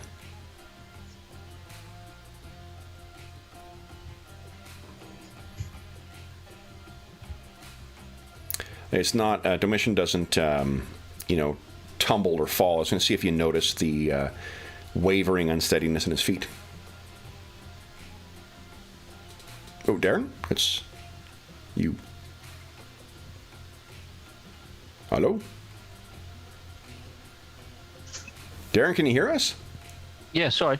Okay, so it's you. If you can give us a wisdom check, please, against difficulty 1. And you can add your level to it. Okay. Wisdom. Lost a level. Okay. Oh no, I don't think it was 13 actually. I've done the wrong one there. I only rolled an 8. Okay. Wisdom's 7 though, actually, for a CB. Oh, nice. So 7 plus 1 is 8. Yeah, so you got exactly what you needed. Yeah. So you notice, maybe you've been keeping an eye around this appointed time. You see Domitian gets a little unsteady on his feet, kind of catches himself on one of the bricks, and then seems to bring himself back up. You then hear, so Domitian, getting back to in your mind, you can hear an odd voice in your mind that you recognize as Faldar's, excuse me. Oh. Do you remember me? Yes. If you can be trusted, meet me behind the Overseer's shack after dark.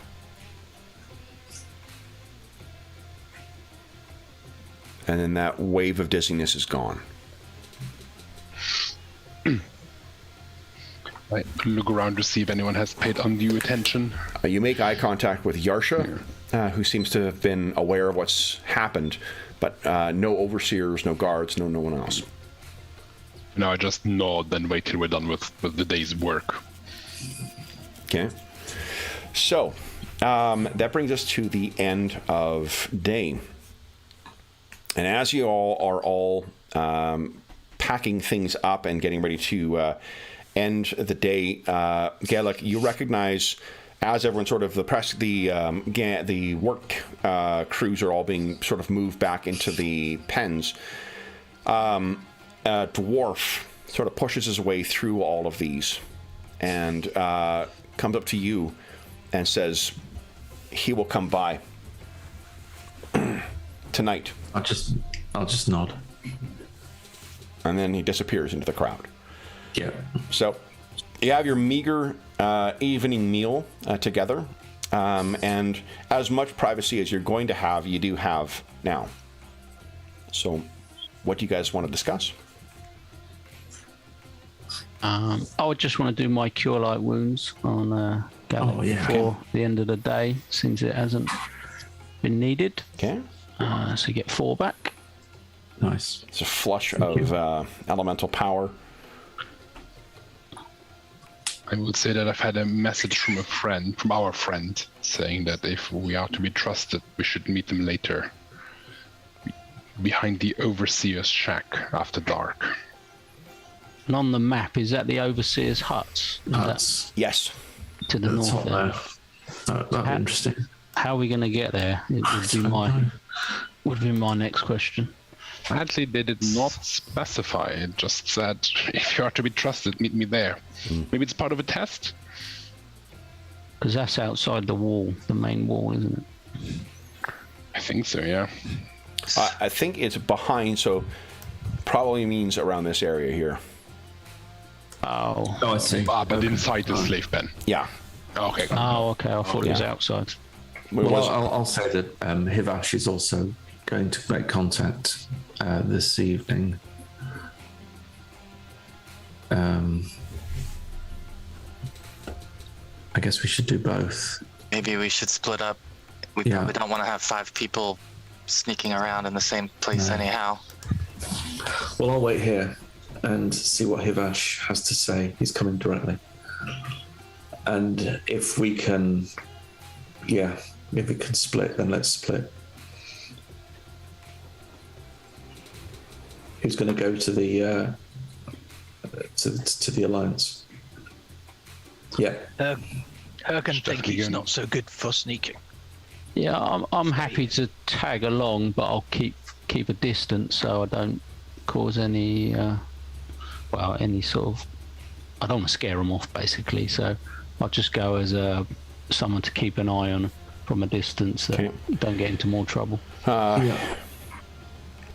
And then Sakia? Yes, Sakia will go along as well with Domitian and Yarsha.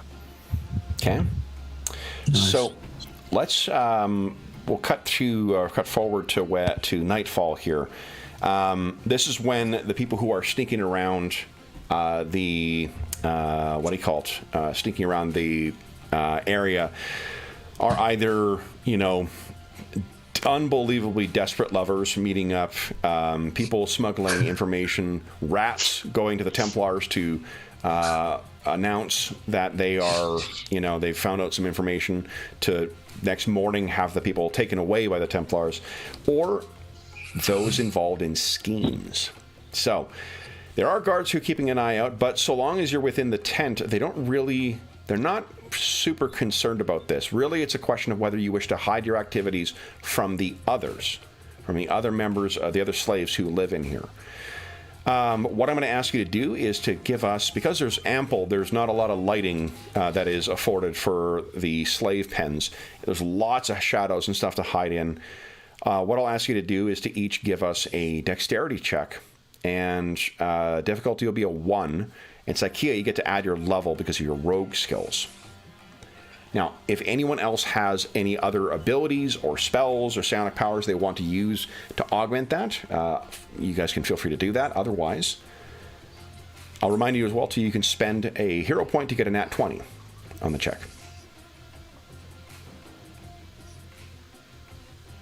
So Yarsha, Domitian, and Sakia, you are the ones who need to concern yourself with them. I'm going to hang back, so if I get caught, I'm not quite as concerned. So the concern you might have is the people who will be preying on lone travelers. Sakia, yeah. Awesome. Yep, no problem. It's not even a matter of being spotted. That's bad, but also like if someone decides to, sees sneaking around, decides to grab you. Yeah. Was we adding our level to this? Did you say? You are not, because you're not. Only the rogues get to. Yep. This one. Domitian, that's not great. No, but I will spend my 5 luck points to make that a 10, which is what I need to succeed. Outstanding. What was the difficulty to add? Sorry. 1. Only 1. 1. Yeah. Nice. Very nice. All right, so you guys move. Sakia, you're actually impressed with how silent that your colleagues are. They move like they are born in the shadows. And you find yourself at the Overseer hut. How do you, Yarsha, it sounds like you're going to hang back from this. Sakia, are you hanging back as well, or are you going with Domitian? I'll go with. Okay. Go with. So you head in, and it's dark everywhere you've been trying to hide here too, but it feels particularly dark with the shadows being cast from the looming huts above you. The two moons of Raoul and Guthay are hanging high in the cloudless sky and casting very, very deep shadows down here. You're there for maybe 10 seconds, 15 seconds before you hear a voice coming. This is not in your mind, this is out loud once again. You came. You can be trusted. There is a task that will not be easy and that might ask much of you. Word has come a complication, and I cannot leave my tasks here, but word needs to get to someone outside of the slave pits, someone elsewhere in Tyr. I need a message delivered to them, and this is the difficult part. I need you to return with their response. So I'm asking you to gain your freedom and then enslave yourself again.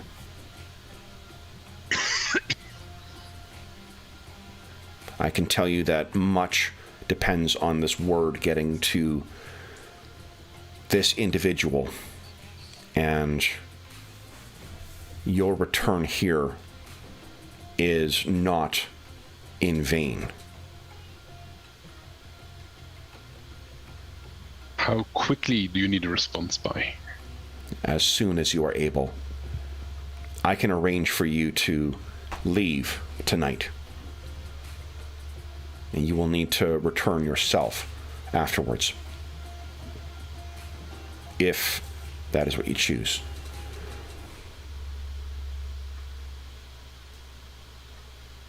As we're considering, I think Sakia will just sort of instinctively hand over this papyrus to him, just knowing she's exhausted what she could from it, and that perhaps it's useful to him. So you hold it out, and again, he's invisible at this point, but you hear his voice. What is this?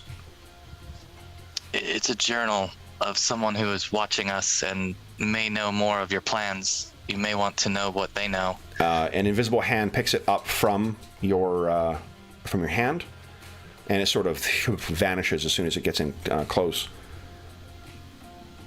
You've deciphered this. Yes, some of it.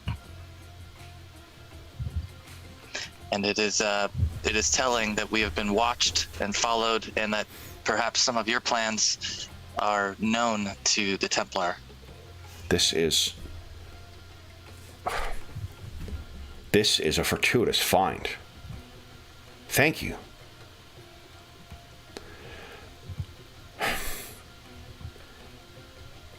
I do not know what brought you into these pits, and I would certainly wish no one to be living here as you have. But if this deception is to continue, I need to hear back from our allies. Are you willing to undertake this task?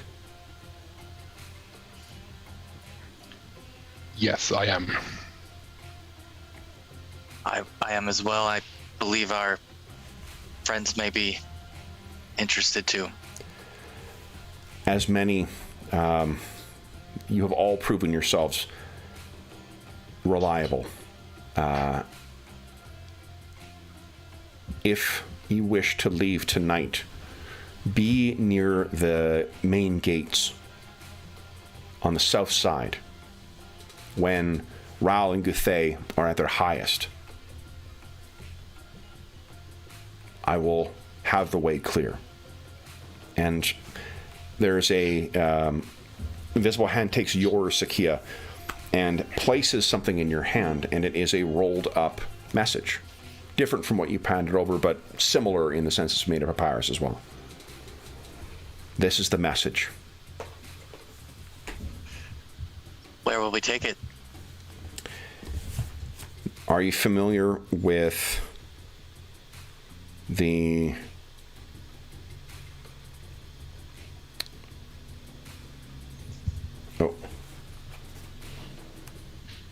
the Templar Shade Tavern. Okay, it's not there. Domitian, I think you're familiar with it. Yeah, I've been once or twice. He looks over. Good. There is a man named Eth. His full name is Atheros. Find Atheros, deliver this message. It is encoded as well. And deliver his response back. I will seek you out when you return. Very well. Sounds straightforward enough. So is delivering Dwarven Stone. No? Yeah, that's really simple. Then I will seek you and whoever among your friends or your allies wish to join. Again, I know how much this asks to leave this and then come back to it, but know that your role in this is crucial to our plan. We'll try our best. Good. Then I wish you luck, and we'll see you when the moons are high. And you can hear the of someone walking away unseen. So, Yarsha, while you were keeping watch, you did not seem to see anyone, at least of interest. Is the message sealed?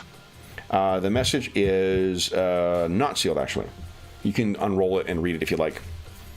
I think at this moment, if we're still in a hidden place, I would take a peek. Okay. The wording is sad news from Bakul. Sorry, I was going to scan this and load it, and then as I just ran out of time. Sad news from Bakul. Upon entering the village, an Inyx is a lizard that's like a pack animal. An Inyx bolted and caused considerable injury to the village guard and to some of our merchants. The locals are amused, and their refusal to cooperate means this missive reaches you only with difficulty. I cannot say when I can write again. I hope you and your family are well and your business prospers. Sadly, this latest setback may have ruined our expedition. We have missed much of the season. The market will soon close. We have had little time to offer our goods or even secure a place in the stalls. As of now, I have but 2 main contacts, and I must bank our whole shipment upon them. You may wish to shift your investments quickly to more profitable markets. As ever, your servant, F. Find it in your heart to offer these messengers a drink. They have traveled a long and dusty road. With that, she'll secure the message, and I suppose we'll return to find Yarsha first. Okay. So you find Yarsha where you left her, keeping an eye out in the shadows. And what do you say? Without reading the whole message or anything, I will let Yarsha know that we are being tasked with delivering a message, and that we could talk more about it as we find the rest of the party, but kind of allude to the fact that I'm holding the message. Okay. Yep. Then, if there's nothing else, we'll leave you 3 making your way back to the camp where Hergen and Gallic are waiting. Why don't Hergen and Gallic each give us a wisdom check, please, against a difficulty of 3. See, if you really want to make a memorable role-playing session, you just got to keep making characters do the thing they're worst at over and over and over again. So a difficulty was 3. How's that? Oh, no, so yeah, you get 21, I guess. Hergen, how's that looking for you?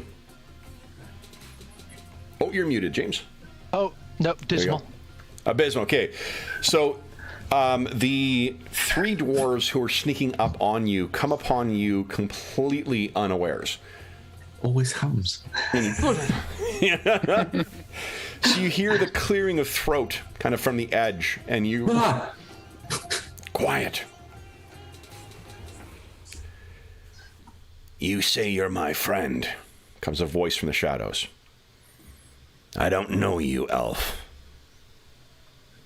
No, we never had that pleasure. Don't look over here. Look ahead. Of course. We were to pass those documents on to you and we never managed to do it. No. Where are they now? That we cannot say. Either lost or destroyed. Taken from us as we were captured. Gallic and Hergen, do either of you speak Dwarven or Dwarvish? No.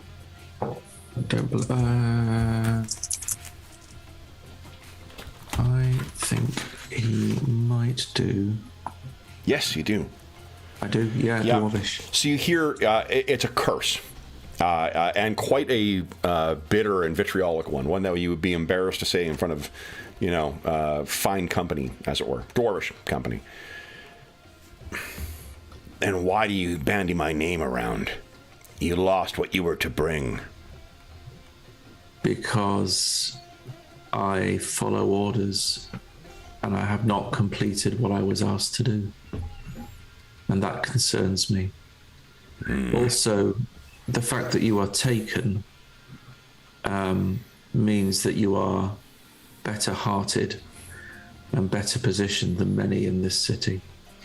So one of the things hasn't come up because we don't have any dwarves in the party, but dwarves in Dark Sun have a thing they have a psychological condition called a focus, and what it does is they become utterly and totally obsessed. If you think of like how kind of gold sickness kind of works in like Tolkien's works, or at least the films, or in Warhammer Fantasy, it's a similar thing like that, but it becomes like a task or an idea or whatever else, and they become singularly focused on trying to achieve or complete that thing. And to the point where if they die without having completed it, there are dwarves who will come back as a type of undead called a banshee, that can be just driven completely mad and tries to drive others to complete their task. It's a horrific thing. Like the drive to complete a focus is something singular about dwarves in a way that every other race looks like, even the most dedicated of experts look like they are dabblers in comparison to their commitment. So I mentioned that only because the way that you phrase that, it would very, very much ring true. Or the dwarves at least would respect the idea of you being that kind of commitment to a task. Yeah. So you can hear him kind of, growl from off. Well,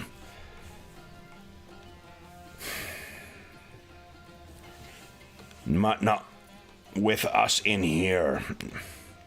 There is little to be done about the tablets, even if they exist still.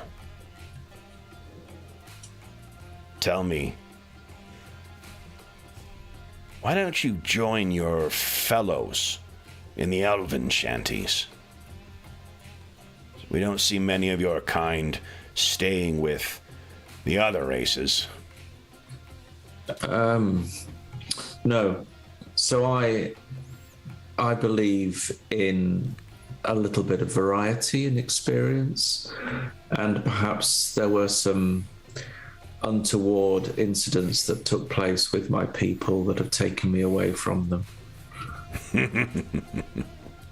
If you catch my drift. If you're unwelcome in elven homes, I don't know whether that means I should trust you or run as far as my legs can carry me. I could not say.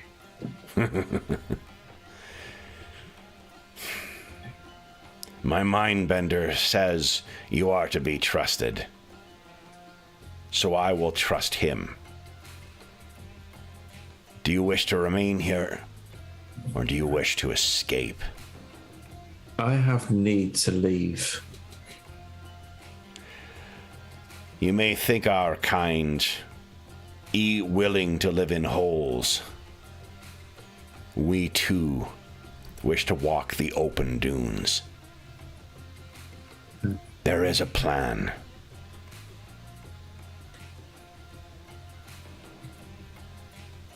Good. I would be party to it, as would my friends. We need to be out of this place. We have other things we need to do. Like not dying for Calyx vanity. Especially that. My mindbender was right to trust you. I will send word tomorrow.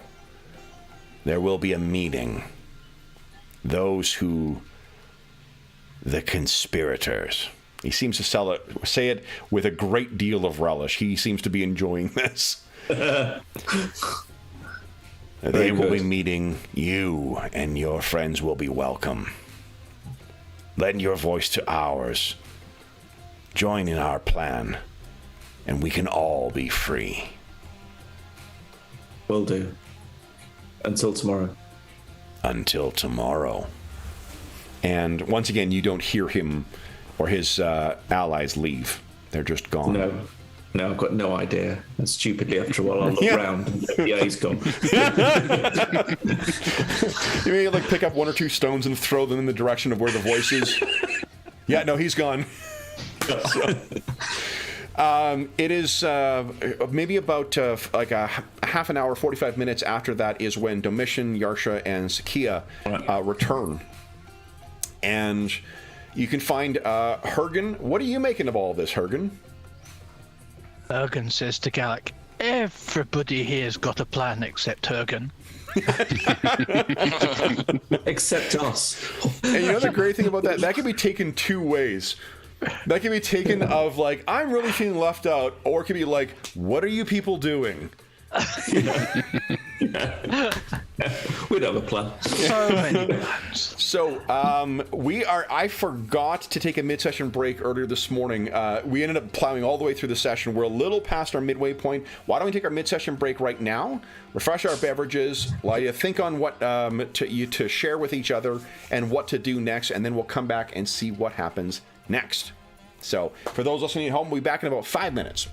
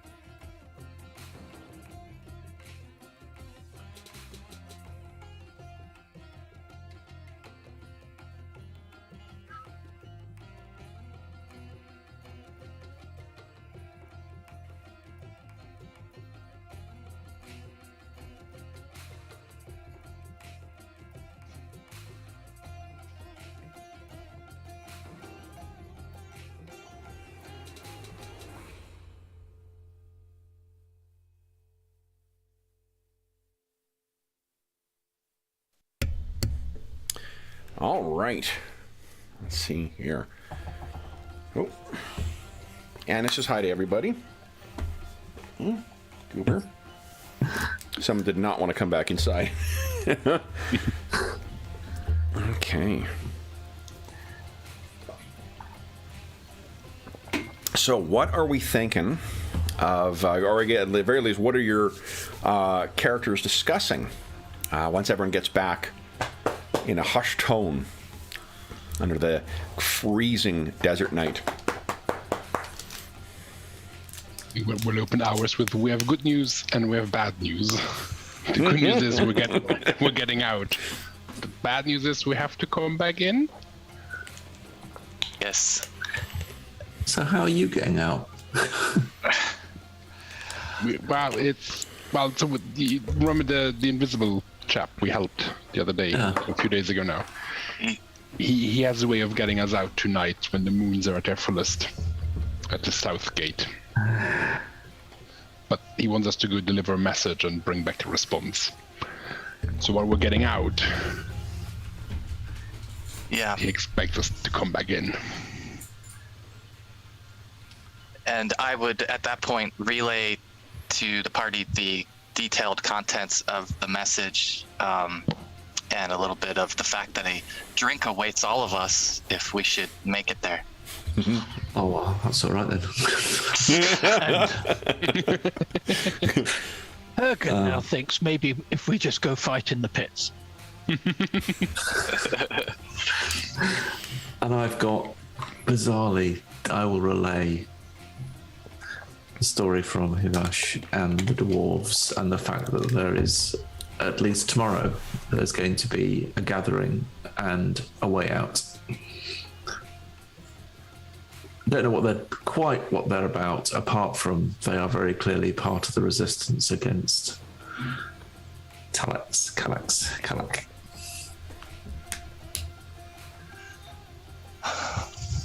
So we have endless opportunities to get. We have a predicament. We have two chances to leave, one before the other, but we do have to come back. Bizarrely, I feel I've given my word to this dwarf. And I'm puzzled as to why that's so important to me, but it seems to be. I shall ask my shadow. He might know. Can we not potentially do both? If we get a reply, could we not return before the morning? Before we're discovered that we're missing? Where is this place that we have to go to get our drink? It is the Templar Shade is in, I believe, the Merchants District. Anna says that's not right, but I'll double check. Let's see here. It might be one of these ones in Shadow Square, the place that you were heading before. No, it's not there. So it's not in the Elven District. Let's see here. Okay. Yeah, maybe we can do both. Is it possible these dwarfs are also part of this alliance? There's a good chance. Or are they their own faction? Yeah, I don't know. I think they're both pushing in the same direction. Well, they're against Kalak anyway, so that'll do.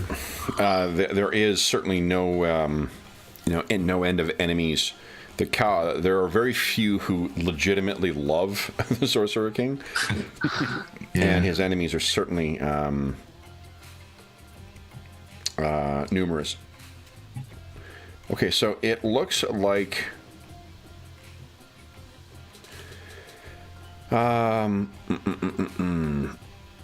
it looks like it's probably in the nearby. Let me just go to the map. Grab your tokens here, folks. Let's go to the map of Tyr. Okay. Oh, yeah. So it looks is if there's all you guys. Boom. I can cover up Calyx's golden tower because I'm pretty sure it's not there. It would be, so you're going to be getting out of here. This is where you guys are being held right now as you go back and forth between the slave pens and the ziggurat. I do have you on the right screen, right? Yeah, okay. Yes. Now, where you're looking to go will be around here, near the caravanserai.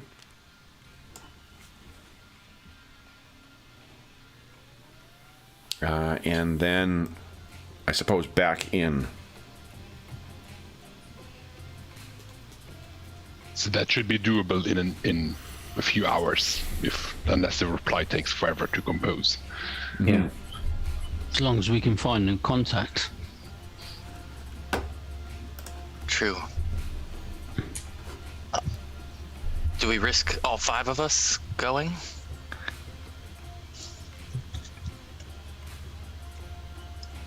I feel think. better together, but Yeah, I think strength in numbers. More chances of one of us making it back with a response if things were to go Yeah. Dark Sun. Yeah, the streets of Tyr have certainly not been safe during the daytime even. You remember hearing the roving press gangs that are going around. At night, it doesn't get any better. Yeah. Yeah, I think we should stick together. agreed. Okay. Let's see if we can do both. Is our half giant on board? Duggan woke up. Good. There's time enough for the gladiator pits, my friend. It's never a rush. Don't want to be too bold. There are old gladiators and there are bold gladiators, but there are no old, bold gladiators. All right. Then, as you guys are planning, I guess, is there anything else you wish to do between now and when you head for the, what do you call it? Head for the rendezvous?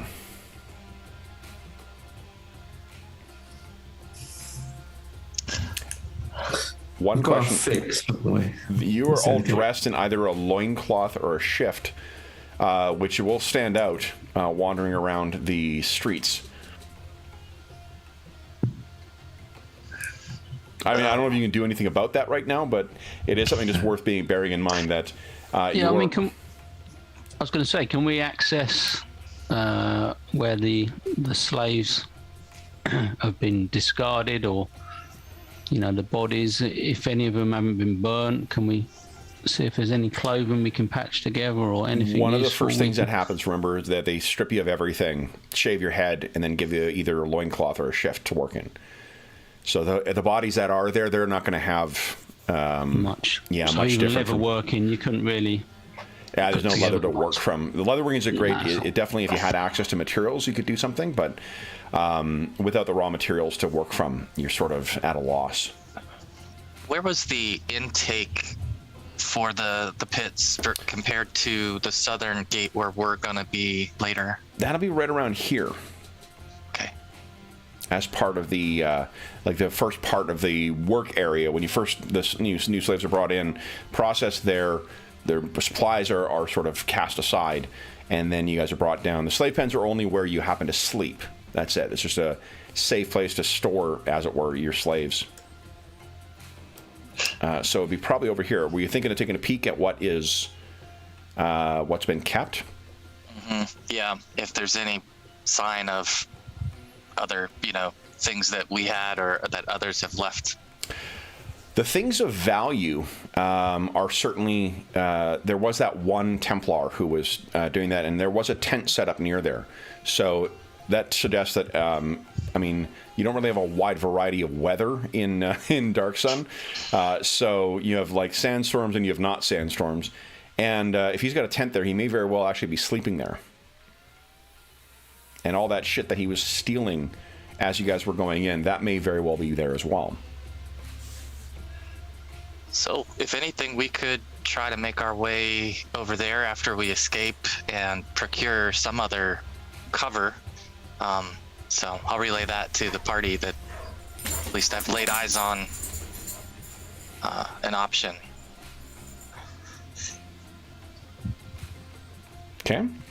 So what would you guys like to do then? Is there anything between now and when you're going to go and meet up with Faldar? The way Feldar phrased it, he made it sound like we had to find a way back in. Which we obviously can double check with him later, but presumably if we just show up at the gate going, hey, we went for a stroll, we're back now, they'd be... What he says is that word will... how would he get it back in? He will set at the same time, maybe tomorrow, the same time you met will be a way for you to get in the same way you will be getting out. Right. I'm intrigued. It does mean we're going to be missing for a day. And, yeah, we'll miss the dwarf meeting then. Well, it's That's also we'll tomorrow. be missing from work, so we might be hunted down, or they'll be looking for us. It's going to be hard to come up with a reason. If you can get yourself back in faster, you're welcome to try that. Breaking in here is a lot easier than breaking out. Yeah, I'm not concerned about getting back in, really. Well, yeah. But Leah, let's just see how fast we can do it. In which case, let's get on. Okay. So you meet up at... Let me bring us back to the slave pens here. You meet up at the one of the towers. Let's first, however... Let's roll some stealth checks here. If anyone wants to err on the side of caution, there's a whole pile of hero points that you guys seem to be sitting on. So you can't spend that to get a nat 20 automatically. Only half of the group needs to succeed in this. So I guess 3 of you guys need to succeed. I think the only one who gets to add their level to this dex check is Sakia, but the difficulty is only going to be a 1. So it'll be your CB plus 1. And remember, you can spend luck on other people as well, if you choose to. I'm going to use a hero point. I don't like my chances. Same here. Yeah, me too. That does it. That does it, yeah. No one else needs to roll then. So, seemingly taking a cue maybe from Sakia, or the fact that you learn, early to keep yourself in the shadows, in the dark sun. You get yourself to where you are. You're waiting there for maybe about 5 minutes, and then once again you hear a familiar voice from the shadows. Go. The gates are open.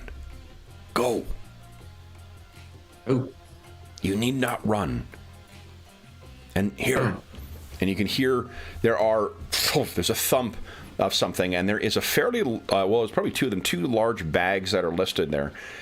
And what you find are the cassocks of Templars, and a harness that matches what the half-giant guards wear. Grand.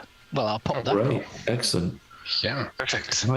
Am I the first elven Templar? I don't know. No, they still have a wide variety. Templars are not. There are definitely things where, like, a race is very specific to something like, elves very rarely will have non-elven members of their tribe, but in the city-states, a huge amount of diversity. There's not, Right. At least in tier for sure. There are dwarves and elves and half-elves and mules and half-giants, and in addition to humans who all serve the Templar. I don't know about halflings. That's the one exception, only because they come from such a very different culture, and that is usually outside of the Tablelands. If you guys take advantage of these, you're easily able to wear these over your slave clothes, so you're not even going to have to leave them behind. And with all of it on, so little of your flesh is exposed that they can't see your bloodied hands or your filthy, skin or whatever else. Hergen, takes a little bit of adjusting for the harness, but you're able to match to hide yourself as a guard. And there is a half-giant sized halberd in here as well. Oh, I do like a halberd. Thank you. Okay, so you got a My big favorite. halberd, and the rest of you, I think they're probably steel daggers in with each of these, so they'll do 1d4 damage.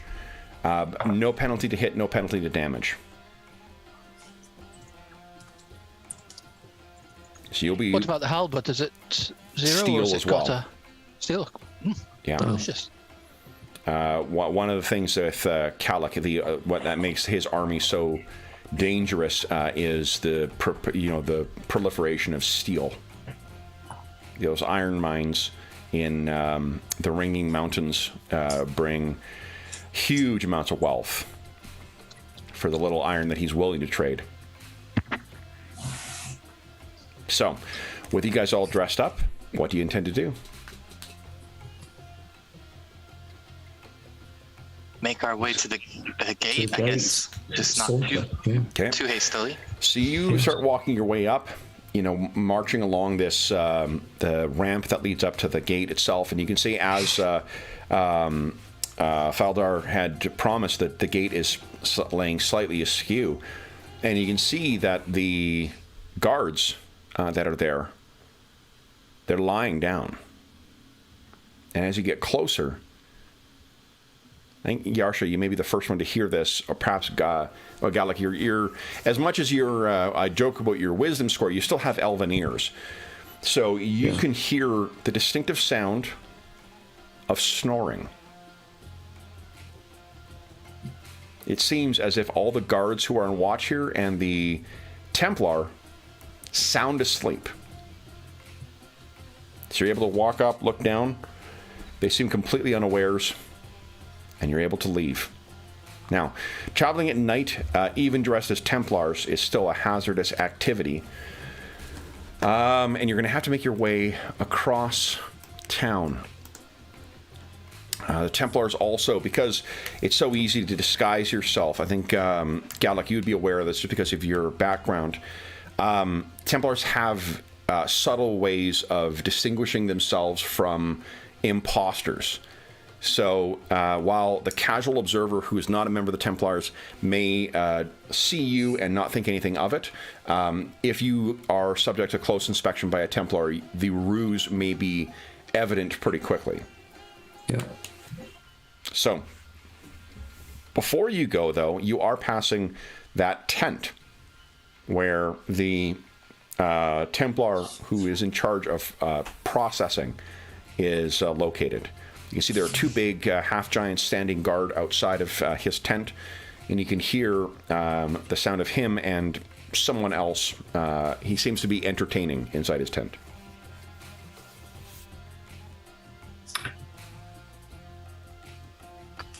Could we get closer to overhear the voices? Yeah. If you get in a little closer, are you getting close enough for the giants to see, or are you trying to keep yourself from being seen? What do you think, Hergen? I don't think we want to be seen. Do we? No, not if we can help it. Okay. The other question is, do they normally walk around in groups, Templars, or they can, normally... yep. Yeah. Well, when all of you arrived in town, there were groups of Templars. Often, like mechanically, what they would have is like 5th or 6th level Templar running sort of a group of a bunch of 1st level Templars as well as guards and whatnot. Okay. Yeah, I'll relay the fact that our disguise is tissue thin, and really want to keep away, particularly from Templars.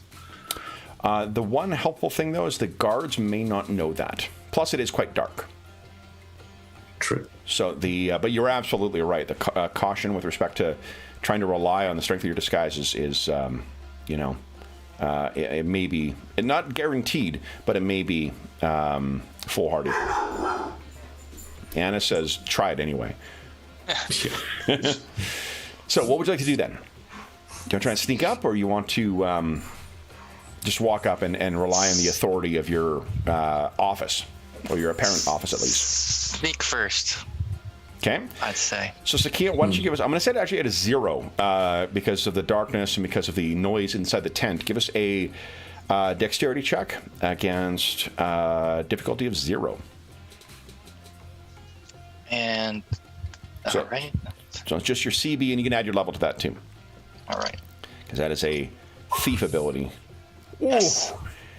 Easily able to get over there. You can hear he's entertaining either a prostitute or a slave that he's forcing to be. The way that she is talking, you would think it is a professional. Okay. So he is quite distracted. That is definitely the most tactful way to put it. Okay. Good to know. Do we see some of the belongings that we may have brought that were taken from us, perhaps amongst the scattered goods? Why don't you give us a wisdom check, and you can add your level to it. Your humans, I don't think you've got dark vision, so we're going to set the difficulty at 3 only because of the ambient shadows. If you use light of some kind, I would let you roll it against a 1.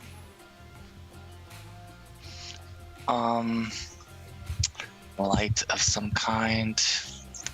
I don't know if you've got a dark vision spell, but I have a I have a light spell, but I don't think that would be. that would be conspicuous, most definitely. I will just attempt to look first. Okay. How's that? That made it. Nice. Yeah. So what you can see is there are those. It appears that the bricks that were found on you guys, at least half of them are stacked up behind. So it does seem that some of those survived the disposal. Everything else is sort of in different crates, boxes, and whatnot. So it's without actually getting up and rooting through it, it would be difficult to tell.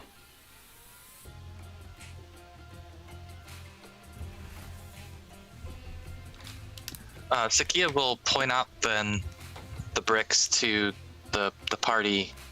Maybe we stop there on the way back. So that's the tablets you were escorting. Yeah, our dwarven friend would be most interested in those. Or maybe that's something for on the way back. Oh, I see. Sorry, it's actually those tablets. Yeah. I have to have those. Can we just take them? You roll a good enough stealth, or Sakia. You certainly could sneak over and grab at least, like, say, 3 of them without causing any distraction. Sure. Yeah, if I can safely get some. And as for the guys who didn't play last night, what they picture, like those Sumerian, like, cuneiform tablets. That's very much what it looks like, just with a dwarven script kind of on it. And it's also made of stone, not terra or not clay. So, yeah, you easily make your way over. You can hear even more distinctly the sounds from within the tent. And now that you're here, did you want to look through any of the boxes? I mean, I feel compelled to because I'm standing so close. But I realize that the risk at this point is that this will cut short our true mission to deliver this message. So I don't want to overstep at this point anything that would call attention to me. I think just getting some of these bricks is huge for us, so I'm gonna kind of stop short of going further at this point. Okay. So when you return, you hand over the bricks to Gallic, or Gallic. Both Gallic and Sakia get a hero point. So, with those delivered to you, what do you guys wish to do now?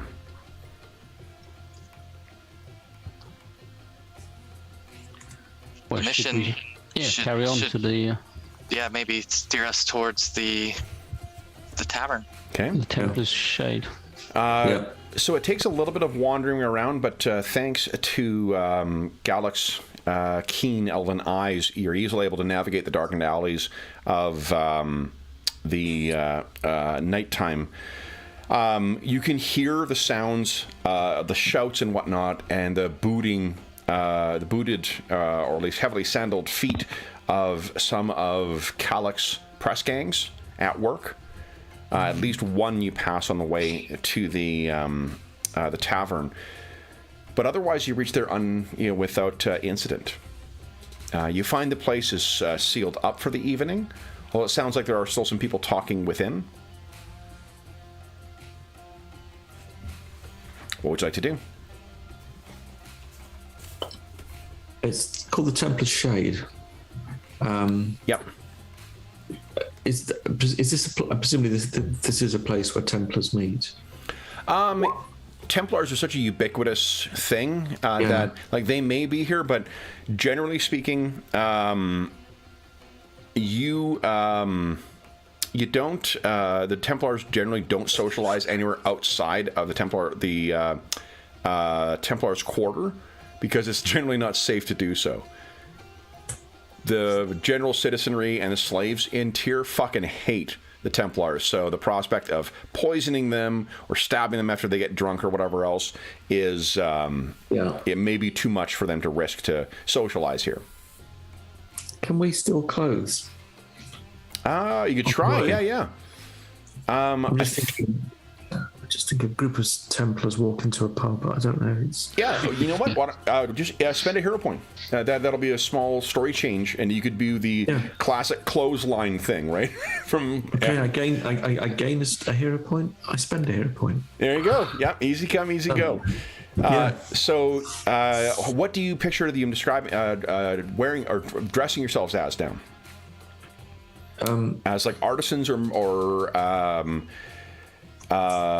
what do you call it? Merchants, or as nobles, as slaves?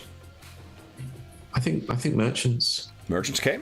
So you look like you're fairly well-to-do. Does anyone have any spells that clean people up?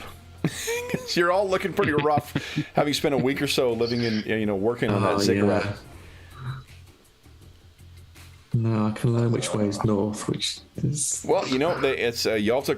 You at least got a change of clothes. How convincing your appearance is, we'll have to see if it does come up. Yeah. Are you keeping all of the other thing? I guess one thing that's a challenge is finding something for Hergen. Hergen requires stuff that's 2 times the size of human clothes.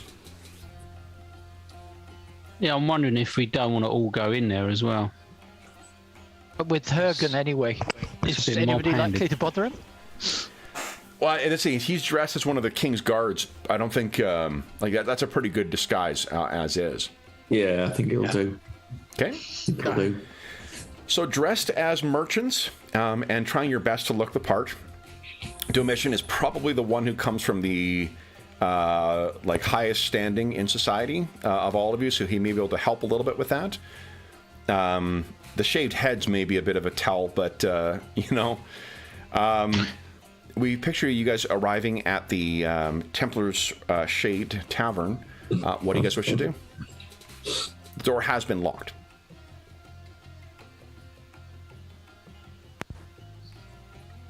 Maybe a couple of us should go to the back door in case this person doesn't want to meet with us or tries to bolt if they are in there. Yeah, I must think one of us knocks, and the rest are dispersed, so they were not sort of mob-handed after dark.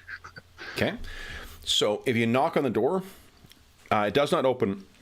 Someone comes to the door. We're closed. We're here to deliver a message. We have coin and want to drink. We're closed.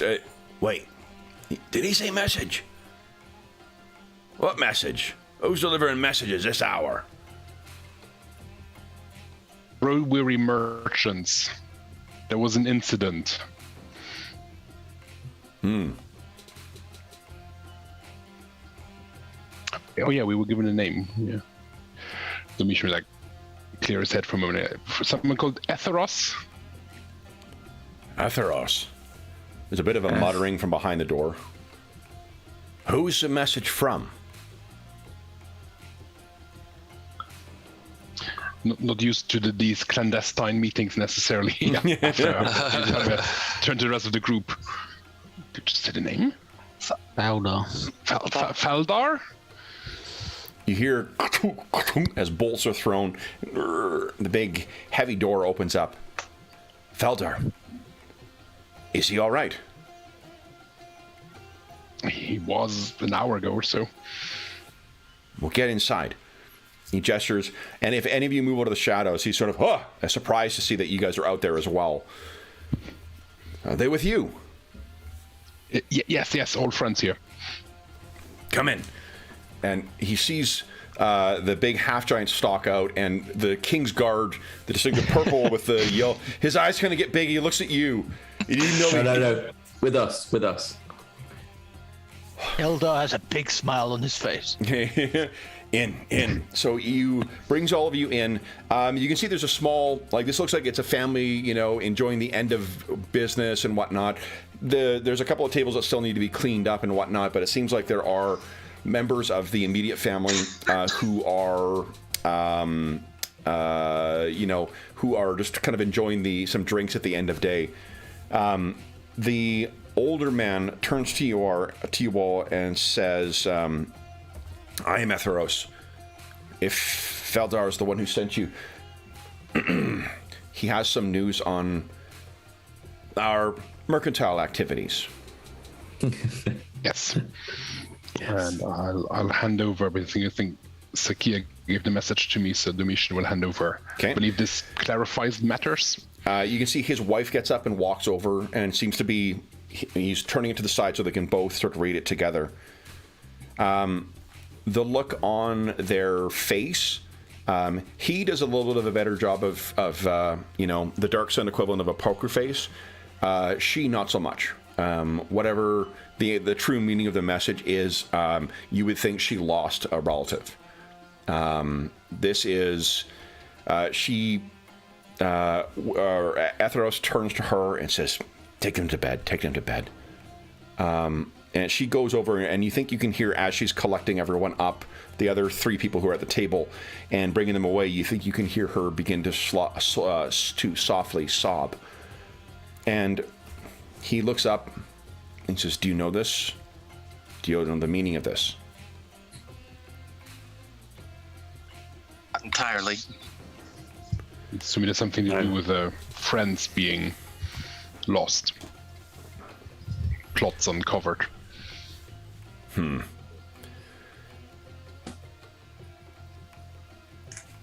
I would need to send a message back to him, but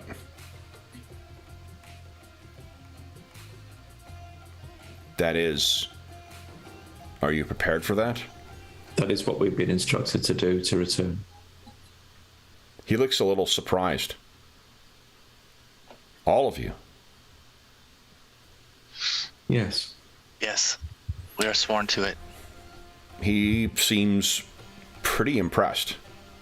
This is tonight, or will you be returning tomorrow? Tonight. As soon as possible. He is thinking, give me an hour. I will have a message. Please. I have food. First, sit. And there is like one or two seats in here that are designed to accommodate half giants, so you can sort of drag one over Hergen and sit down on it, both in terms of the girth of your butt and also the weight. So you're not going to be like comically breaking all their stuff. He insists on bringing you out drinks for everyone. I think he gives the impression that he is raiding the pantry, as it were, for anything that he can bring to you. So you are given, so there's some spiced meats. You have no idea what the things came from. Some pickled fruits and vegetables. There are some preserves that are brought out, and there is a very kind of chalky bread that sort of all brings all the things together. If any of you are inclined to really sort of dig into it, you very quickly find you get a stomach ache, only because you've been living on almost nothing for such a long time that your body's just not quite used to it. But the taste of the food is pretty Good. In comparison to what you've been eating, this is a feast unlike any you've ever had. Once he's satisfied that you have everything you need, he leaves and, or excuses himself at least, to go and compose the message. He's doing it within eyesight, though. You may have been delivered the message, but it seems like he still may not want to take you out of... it may be that he doesn't want to have you out of eyesight, or it may be that he doesn't want you to think that he's running off doing something he shouldn't. I think paranoia is a healthy way, Domitian, you would know this, for anybody to operate as a member of the Veiled Alliance. Is there any conversation that comes up as you guys are gorging yourself on this stuff? Or how about a plan of getting back in? I would be for looking for our armor, in the very least, on our way back in. If the rest of you are interested in that, we may find it amongst the boxes outside the tent. I was just going to say, is there any value in any of us trying to stay in these disguises, like on a more permanent basis? I mean, technically, we only need one person to get back in to deliver the message. And we could await the dwarven distraction and maybe help them from the outside. Or even inside, but still in disguise, I meant. Potentially. Yeah. Yeah, that gets my vote. One of the things that would come with that is acting the part then, too. Acting as one of the overseers or Templars is not really very different from actually being one. A noticeable, not to put too fine a point on it, but like if there's a lack of cruelty, if there's a lack of what they see as necessary discipline, and at this point, with the urgent need to get the ziggurat going, the level of brutality that certain lesser Templars are willing to exercise just to try and stand out as if they are taking the job seriously, is pretty horrific. So that would be part and parcel of trying to blend in, unless you guys were... you're also heroes, and so you could very well come up with some way of keeping the part without doing any of those unsavory acts. James, you were trying to say something before, too, when you're... Oh, you're muted, though. Trying to mute my coughs as well. You answered the question. Oh, okay. How difficult would it be to wear a body, the half-giant bodyguard? And that will be tricky. I was going to say, would the guard be any easier to disguise? So one of the things is there is we talked about some of the hierarchies that are in place in this. There is going to be an apparatus. So like these kind of disguises work great in the short term because no one knows whether you're what the other Templars are doing or what their tasks are. But in the long term, someone's going to eventually be like, wait a minute, what the fuck are you doing here again? Yeah. I was told by so-and-so to do that. Why are you here?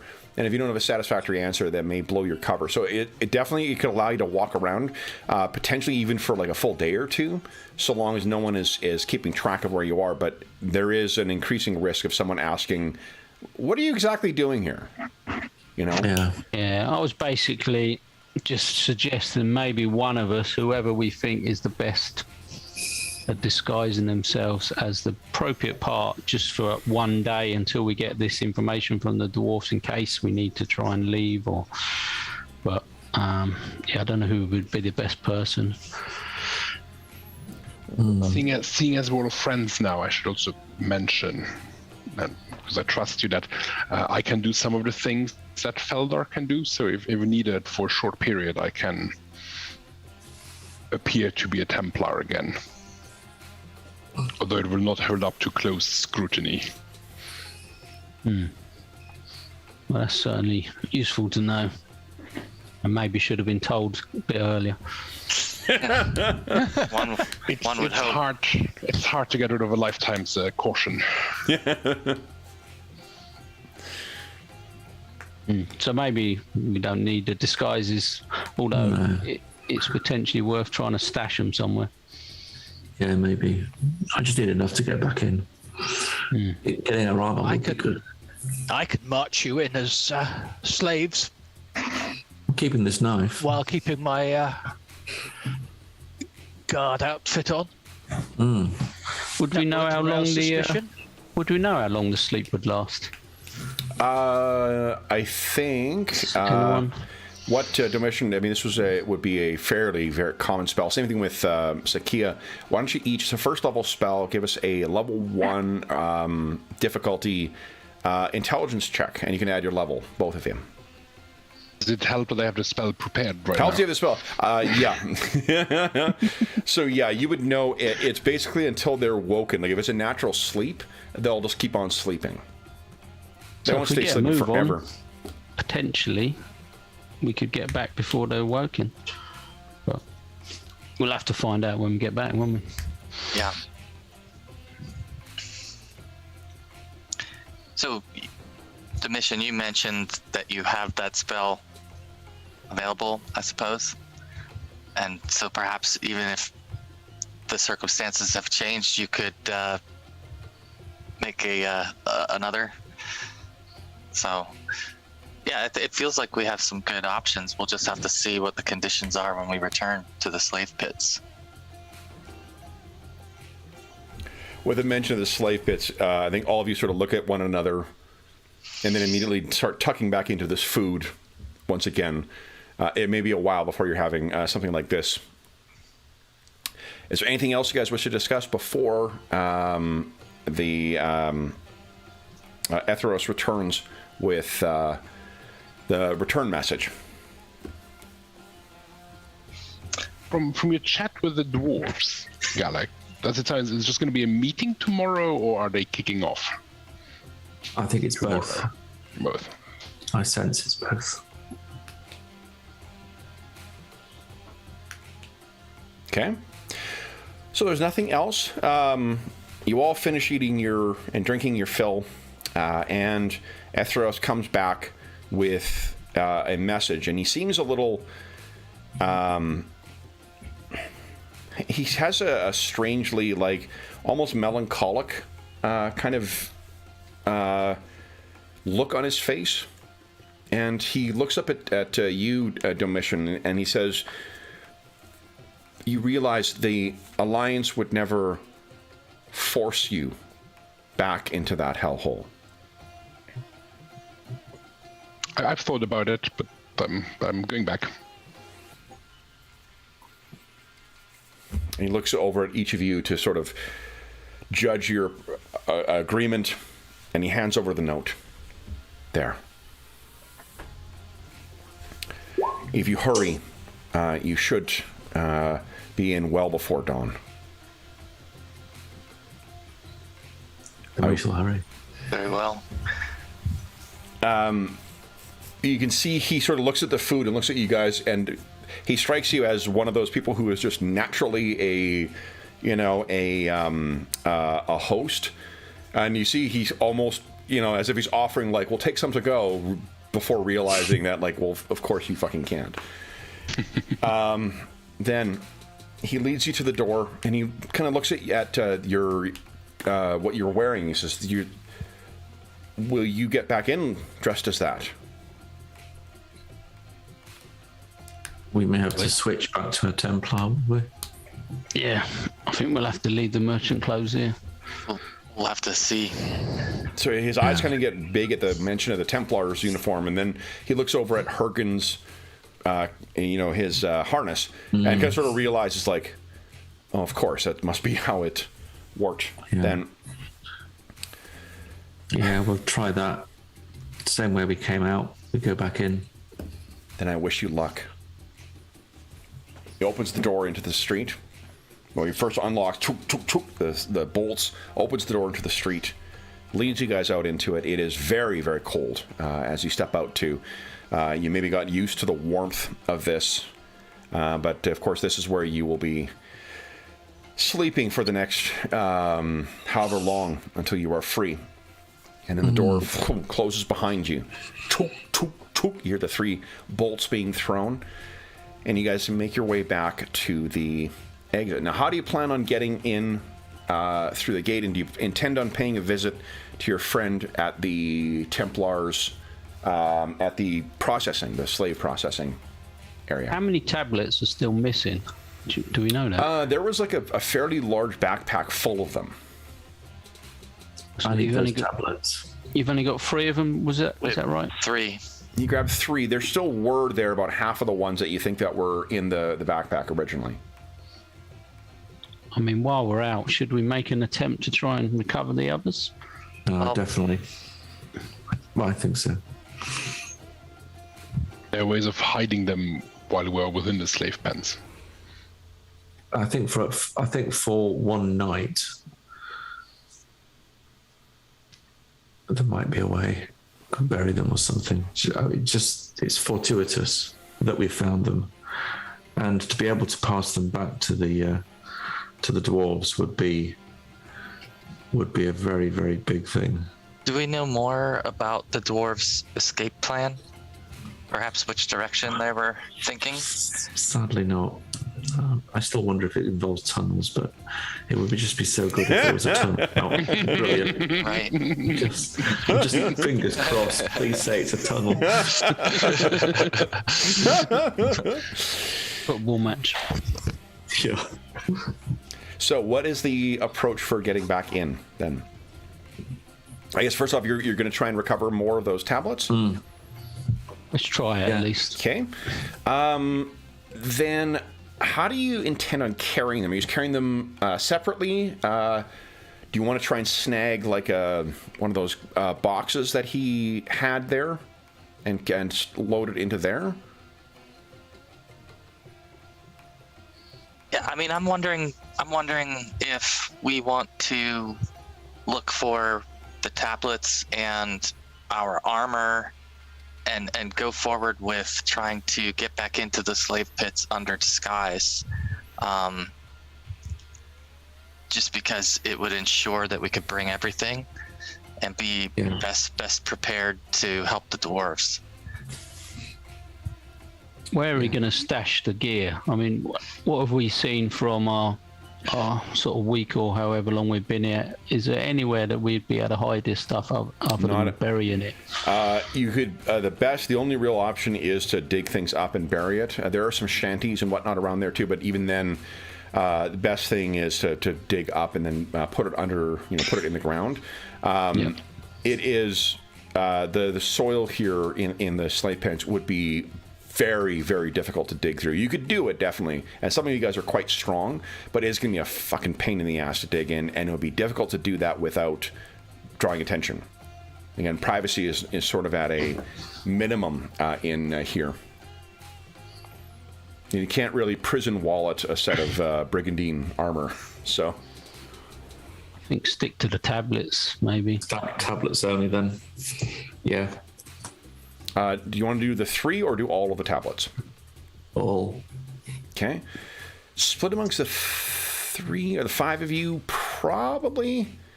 Yeah, if you secure them with the robes, that's probably doable. What I will ask for, though, is one more stealth check for Sakia for getting back in there. And I'm assuming she's the one making off with the tablets on a 1-by-1. Yeah. Sure. Okay. Yep. So this one will be, let's set it at a 3, just because it's, you're picking up a bunch of oddly sized tablets as opposed to, I mean, it's not as bad as like stacking cell phones, but it's not, they're not really designed to sit together the way that, like, say, the bricks are. Okay. Nice. Oh, good one. Wow. 22. That roll properly? Yeah, it's 18 plus 3 plus wowzers. All right, so you, in spite of the challenge of this task, Sakia, you go in and out like a shadow. Tell me what it looks like as you guys are making your way back down into the slave pens then. How do you approach that? You seeing if they're still sleeping? Is the gate still ajar? The gate is still ajar. So... Need to see if they're still sleeping. Can we see any figures standing up from a distance? They're exactly as you left them. Excellent. As predicted. I knew it'd work this way. Well, try and walk as casually as possible, I would suggest. Okay. Agreed. Instead of skipping along, joyful that they're still asleep. Okay. So you slip along. Do you leave the gate open or do you close it? I think we should leave it as we found it, so it's nothing to do with us and whoever finds it in the morning. Okay. So That's my thing. you make your way We'll back down. close it so that they're not suspicious about it having been open when they wake up, or when the shift change comes. True, that could bring unwanted attention. Yeah, they could expect that they'd start wondering who managed to get out. Perhaps if the doors are closed, then it's just a question about some guards that fell asleep outside. Yeah. I think Sakia would be willing to go ahead and spend a hero point to secure the door. Done. Okay. Okay. Yeah. Perfect. So then, where do you guys wish to stash your disguises? One thing I will say is the guard uniform that Hergen is wearing, that is one that is less likely to cause attention. Any half-giant wearing that stuff, the Templars would not, to be honest, they don't see a difference between a lot of them, unless they've got them some kind of specific relationship with them. The half-giants, as far as the Sorcerer Kings are concerned, I guess one thing I should say is in Dark Sun, there are giants in it, but there's not like a variety of giants there are in other D&D settings. There are giants, and there are that look very much like hugely oversized dwarves with crazy dreadlock kind of hair, and then there are beast head giants that are phenomenally powerful psychic adversaries. Most of the giants live out in what's called the Sea of Silt. It's kind of like imagine like a frictionless type of sand. Where there was once an ocean, there is now just this silt. And the giants have kind of tracked paths where they're able to stomp through the stuff and walk out in there. At some forgotten point in the past, the Sorcerer Kings magically crossbred humans and giants to make the half-giants. Half-giants are a created species. And they breed true now, but they have always been seen by the Sorcerer Kings as property, more so than people. So they don't really make a big distinction. I mentioned that only because Hergen, the issue of picking out infiltrators among the Templars is probably not going to be an issue for you. That is nice. Hergen likes his halberd. So, where are you thinking? Hergen, how do you feel about maybe stuffing some of these disguises in your armor for us? Is that possible? Is it, do you think? I guess it's probably... There's only 4 disguises in there, and really it's just... It make Hergen look fat. We'll accentuate your midsection and... I think with some difficulty, it may make the harness fit a little funny, but... we'll do that then. You certainly have, you got enough skilled smugglers and thieves who could try and make it look credible. It add extra padding. Yeah. All right. When you get back to your, once you guys finish getting yourself unpacked, Hergen, what are you going to do? Like, how are you going to try and hide yourself now? Are you planning on going back to slave disguise, like to the slave outfit, or are you going to try and hide yourself amongst the guards here now?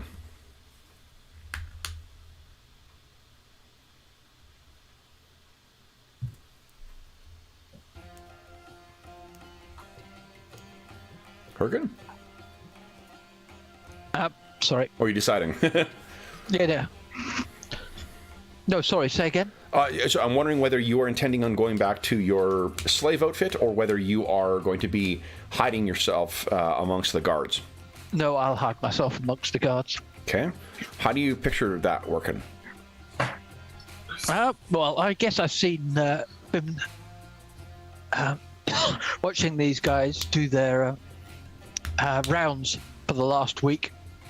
And being a professional, I always keep an eye on such activities, so I'll try and follow the pattern, but out of sequence, as it were. Okay. I may have shared this with you before, but there was a trick I learned as a articling student shortly after law school. That if you walked around, if you were seeing, as a student wandering around, going door to door and whatnot, and meeting up with your friends, I mean, people would think you're just fucking around and not doing the work. But if you carried around a pad and a pen and furrowed your brow, no one would ask what you were doing. It was assumed that you already had a task that you had to keep you busy. So no one would ask if you're going to see your friends walking around with a purpose. So if you adopted a meaningfully about with my my halberd, which is very similar to a pad. Absolutely, yeah. It's the half giant guard equivalent of a articling student's disguise. So then, and I mean, especially if you're keeping yourself to more of the slave areas, you certainly could avoid any careful inspection.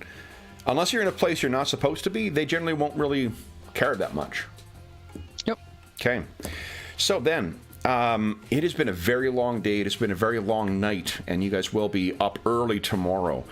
What do you guys have planned for tomorrow, if anything? Did Feldar give us a way of contacting him with the response? He said he would get in touch with you. Oh. You need to remain open to his message when we return. He seems to be lurking around here invisibly anyway, so it could be that he's just going to show up. Let me move you back over to... Now you've said goodbye to the city. And what are we doing with the tablets? Mm-hmm. I was thinking maybe we could hide those amongst the bodies of the slaves in the pits, because they're stone. Hopefully they wouldn't, be destroyed if they did set fire to a few bodies on top. If we hid them under the bodies, maybe, until we need to recover them in nightfall. Okay. Yeah. Yeah, people have very little use. The tablets themselves don't really, they're not made out of precious stone or anything like that. There's nothing. They look very much like, a means of communication or records, more so than anything else. They're not ornamental. So, yeah, if you were careful with the way that you place them, they certainly would be almost indistinguishable from the other detritus that's around in the slave pit. Yeah, sort of a couple of bodies down. So if something happened and they set fire to it, hopefully it would protect it from the worst. Mm-hmm. The other bodies and such. Okay. All right. So then, with that, you guys collapse down for your evening, and it will be a full day's work. Now, I will ask you guys to each give us, over the course of the next day's work, a Constitution saving throw at level 1. It's because you have been up for almost 24 hours straight and working under either an extraordinary amount of stress or just under physically exhausting conditions.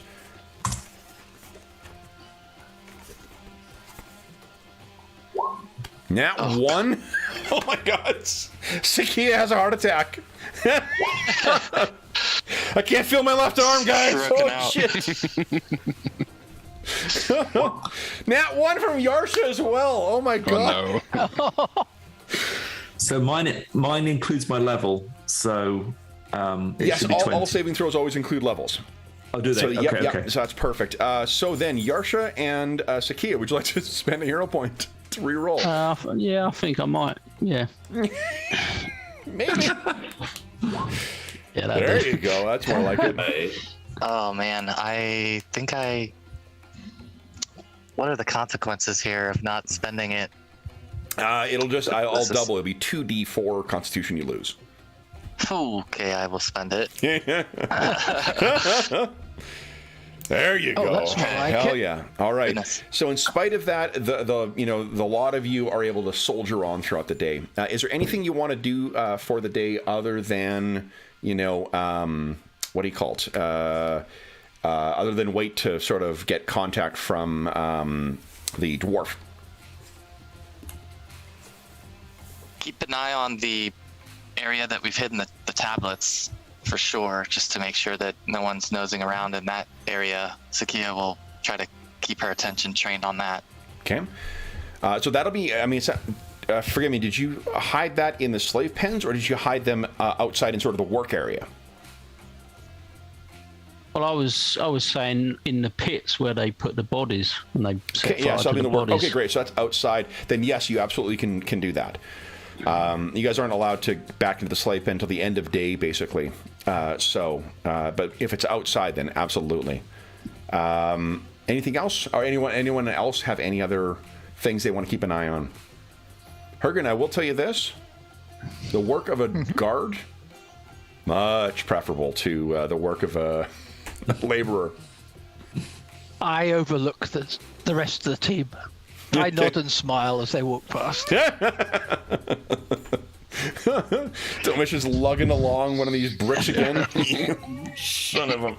For the greater good. For the greater good. Yeah. Domitian, it is about partway, halfway through the morning when, once again, a voice seems to come from nowhere. The message. Did you have it? Yes. How did you get back in? We walked through the door. You hear a bit of It a was chuckle. still open. They were still asleep. It was actually very strangely easy. And Etheros? He seemed perturbed by your message, but sprang into action and has penned a response.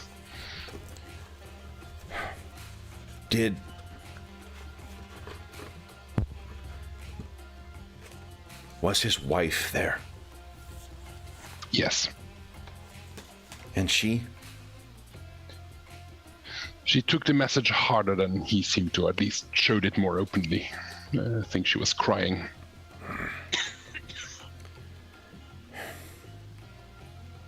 She... my younger sister. The message. Drop it, and I will collect it. I will try to be as inconspicuous as possible as I drop the message. Sure. Give us a dexterity test against difficulty 1. You do not add your level. I think I will use a hero point for this. Sounds good. That feels important, like super important. Okay. So, yeah, you drop this down, and then once again, it disappears you see it move briefly, and then it kind of fades out of view. Anything else that you guys wish to take care of or deal with before day's end?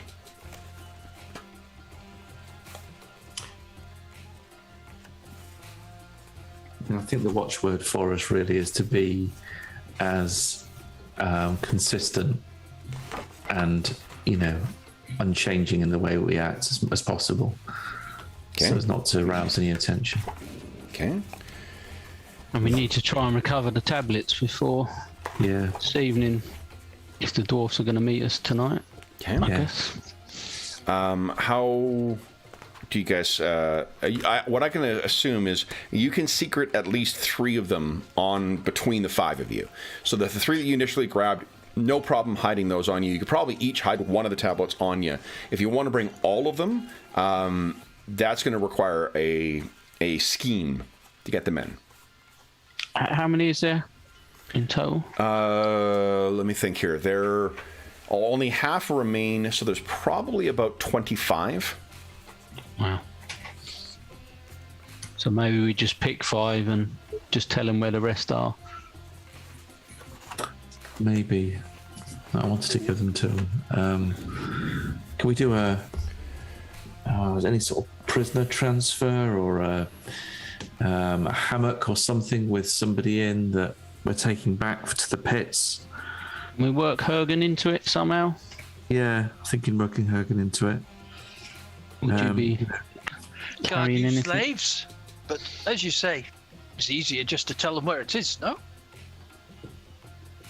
Maybe.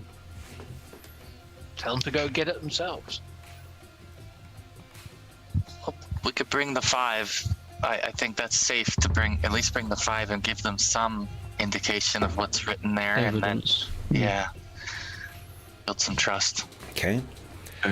it is at the second day's rest that Gallic, you recognize that there's one of the dwarves that sort of had a word with you, not the mindbender, but one of the others comes walking by and is trying. You can see walking towards you, but looking everywhere but. Yeah, same here. Yeah, and he walks over. Tonight we bump into each other. Yeah. Exactly. Oh shit! Secret contraband goes flying everywhere. Is he whistling as well? Or actually saying out loud, "Noonie noo." What he says is, tonight we will send word.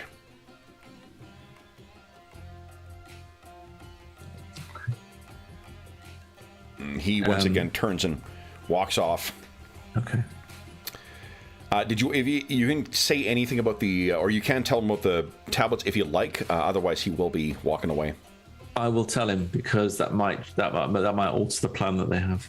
Okay. So what do you say? I say that we have 5 of the tablets and the others are available, but by the pits. He actually makes eye contact with you. Well, at the word of that, he sort of looks over. What? We have 5 of the tablets here, and the rest are secreted around the pits. We know where they are. He bends down and does the adjusting his sandal things. Yeah. I thought you said they were gone. We've located them and stolen them back.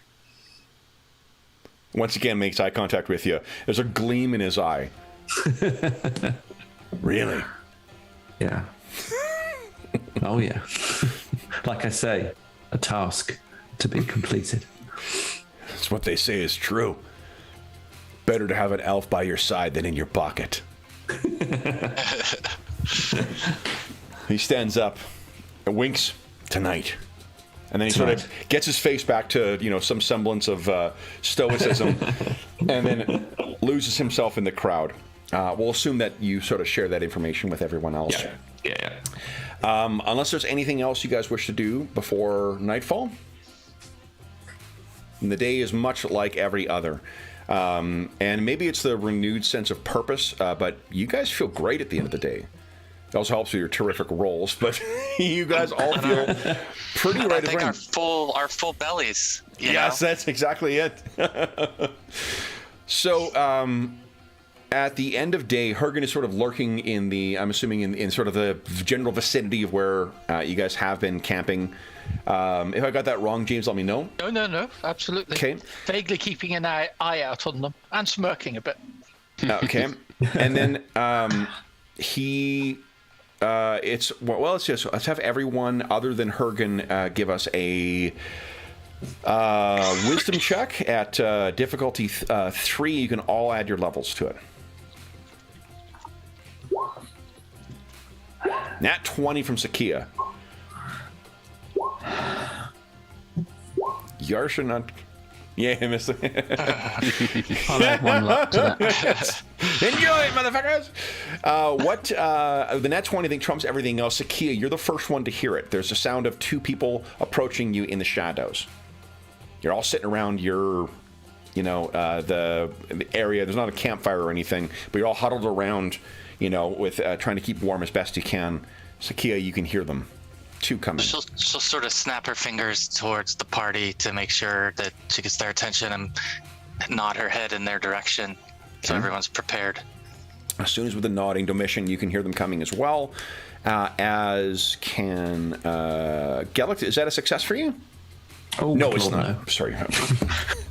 That was genuine stupidity on my part, not going to rub it in of how bad your wisdom score is. Or your wisdom CB at least is. So what you find is there are, as you expect, Sakia, there are 2 dwarves. It says, "Come. The meeting will be beginning soon."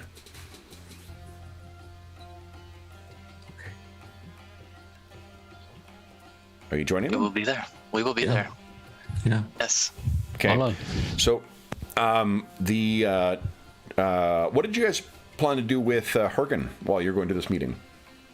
Are you bringing him with, or are you is Hergen just gonna kind of stay in disguise? Yeah. I think he probably should come with us. He could give us cover. I mean, to make it look as if he's well aware of the fact we're all together. And if you maybe suggest that you're going to collect that, they say, "What? You're bringing a guard?" No, he's disguised as one. He's an ally. The one of them says, "He's an ally. He's trying to help." Another one says, "But the others don't know that." Can you tell them? They both sort of look at each other. I don't think Avash is going to like this. He's having a hard enough time getting them to agree as it is. That mole, he's going to want to surrender to a guard if he sees him. And as far as you guys could tell, you haven't met any mole yet, Gallic. No. Well, you advise us what is for the best. If he's with you, get him to take off that damn thing. At least until he comes back. I shall tell him to do so. Okay. Yeah. So, sorry, you're back with us. I mean, he could easily, with how dark it is here too, he could stash it and come back to it afterwards quite easily. Okay. Unless someone makes off. And I mean, the likelihood of someone surreptitiously making off, although that's a lot of steel, that is quite valuable. Although it's very conspicuous as well too. You know, the keen and canny thief mind that is dragging along a 12-foot long halberd with a giant. It's like dragging a street lamp along with you. Oh, no one will catch us. Hergen, how do you feel about that? About leaving your stuff hidden for a while?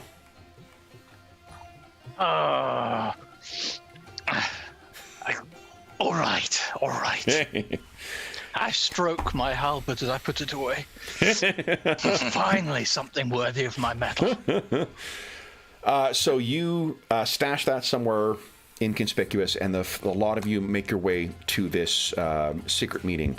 What you find is that the meeting is seeming to include more people than what you expected. You definitely see Hivash again, Gallic, a bald dwarf who seems to be talking to some of his fellow dwarves. But there is also what seem to be 3 other groups.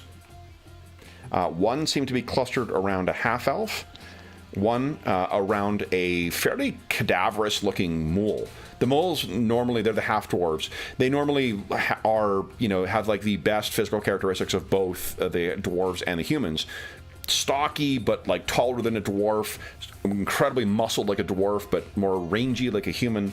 This one looks like, if you didn't know that they wouldn't keep, the undead in here, you would maybe think that was the case with this guy. And the last one is a human, a bearded human who looks like he probably came from more of a background like Domitian than any of the ones who are used to working with their hands. They're sort of all set up in almost like like there is a forum in the center here. So when Hivash sees you all, he waves at you, Gallic, and he says, "We'd heard you had gone." No, we had something else that we had to do, another task that needed to be completed. He looks at you and sort of, you can tell that he does genuinely rely on whatever his mindbender said, because he just leaves it unsaid, as if like, okay, if you needed to tell me what it was, I would, you would have done so. So he just nods. I hope that task was easy, because the one we have before us is more challenging.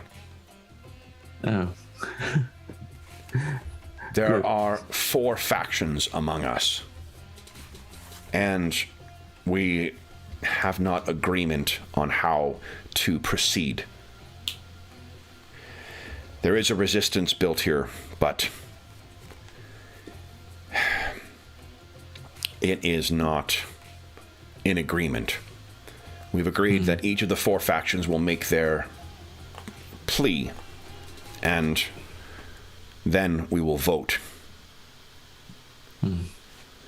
since you 5 are not part of the factions, you could perhaps speak for whoever it is you act for. Very good. It is rare when our kind find agreement, so perhaps if you agree with our proposal, it will be more persuasive for those yet undecided if both dwarves and elves agree to this. It would be good to hear what the proposals are. I see they are calling us now.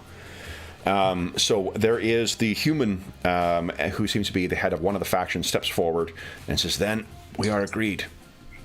We will each share our proposals and then vote." Havash has spoken for these newcomers, and we've all heard their prowess in battle, and sort of like talking back and forth.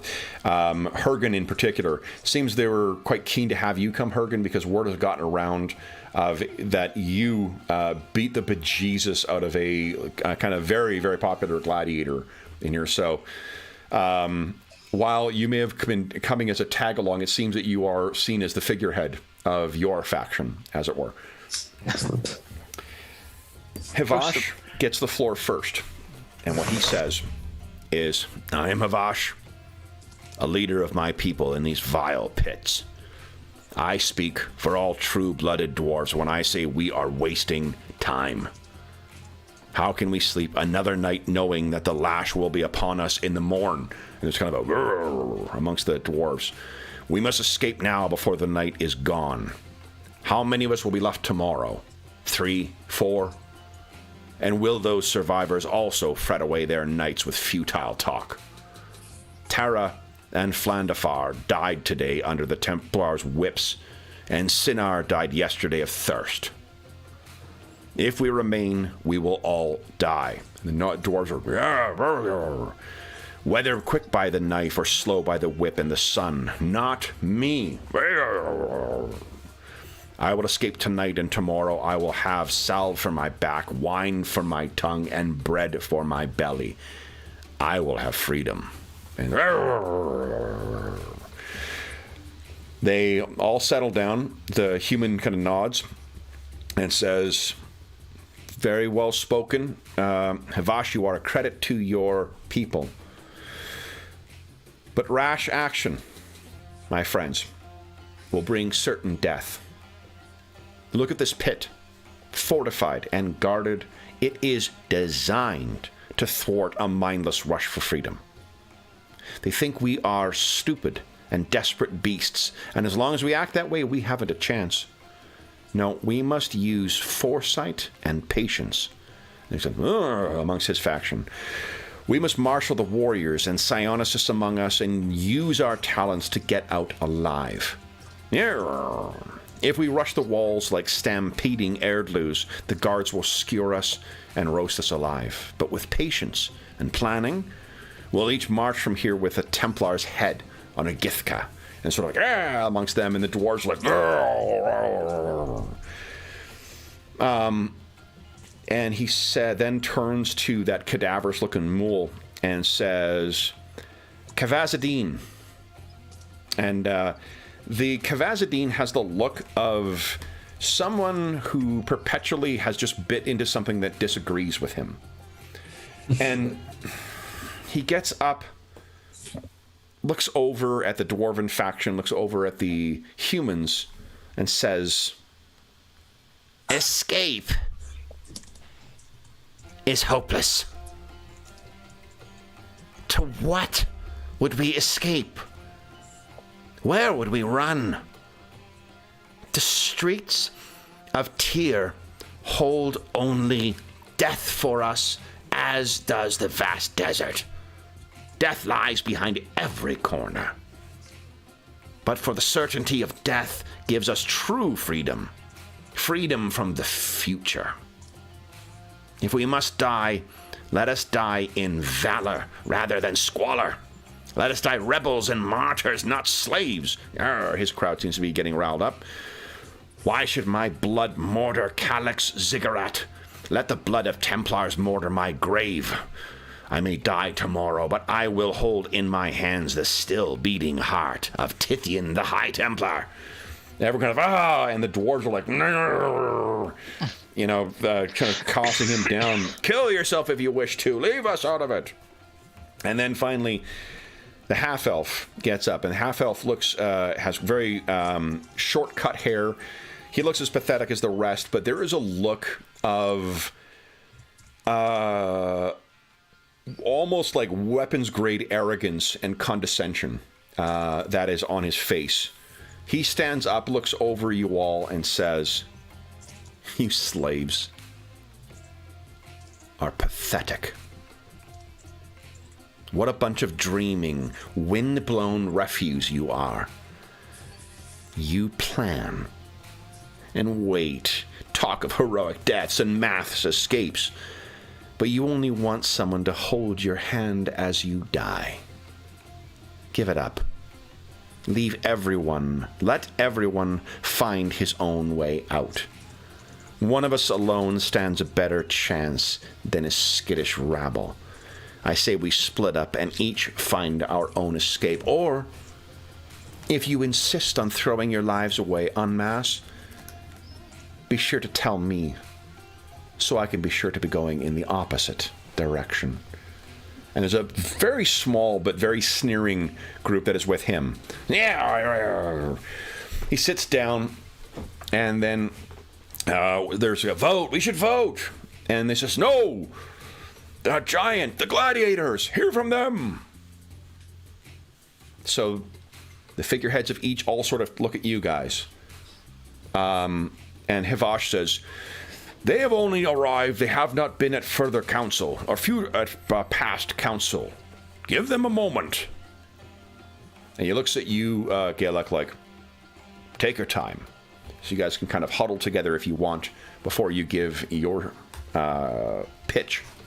And decide who you want to throw in with anyone. Yeah. Yeah, it needs to be somebody with half an ounce of charisma, really. But so, what do you say?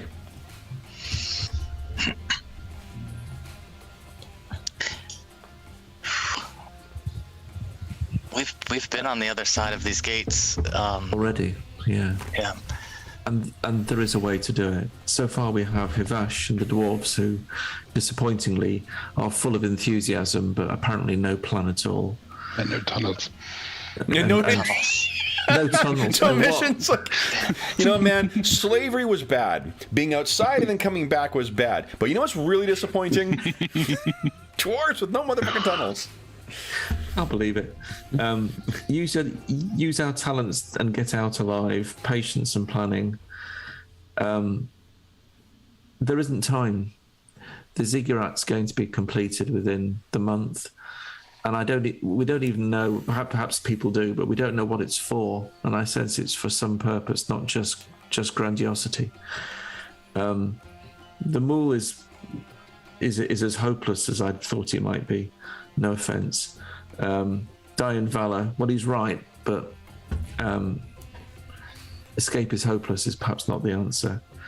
And the half-elf, every half-elf for himself and everybody else can die. Well, that's no good to anybody. So not any of them quite have a plan. And surely the plan is that only by combining are we going to seek victory. And actually we have ways of getting out.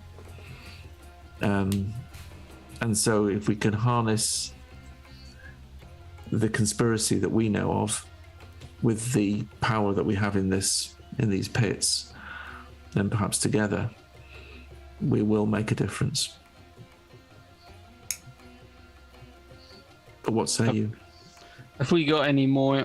Faldar hasn't given us any more information. Other than he wanted us to be in here to help when the time is right, but he's so far not said when the time is right. Yeah. That goes on the patience theory, doesn't it? Give us a day or two to try and learn more. We have disguises. Potentially we can get some out. the key people that maybe can lead to something more, like putting the guards to sleep on the main gate, getting people out of the main gate. Faldar and the Alliance might have more information, or some, everyone saw that magic a few nights back. Yeah. Powerful magic. That could be something that potentially could free everyone. I think we need more time. Maybe we buy a day. Yeah. Day or two. If we could make contact with Feldar and confirm that he could help us, that would change the tide somewhat. But I agree that banding together is our only hope. Yeah. Yeah, we want to try and join the forces. Everyone leaves, or no one sort of leaves, rather than bits and pieces and people all getting killed. And Yeah. So here's let me give you the status of the voting, because there's kind of a fun little vote mini game here. This is where things stand if the vote was to be taken immediately. Do we have all the names? So we've got Hivash's name. I'm putting down sort of their position rather than the names, just so you can remember what... Oh, shit, fuck. Well, there's one more. So... Okay, so that's where things stand right now. If you take... if you guys were not to participate in the votes, that's where things would go. If you were to take a position, then what you can do is automatically take half of the votes towards whatever position that you advocate. Oh, I see. Then, let's see here. So there are, if you make a speech as well, you get to roll 2d4. And and that's how many extra votes you would be gaining on top of if you don't take one of the positions. So if you took a third position for whatever that might be, or rather a fifth position, I should say, that would also give you guys the opportunity to win over. So, what are you guys thinking?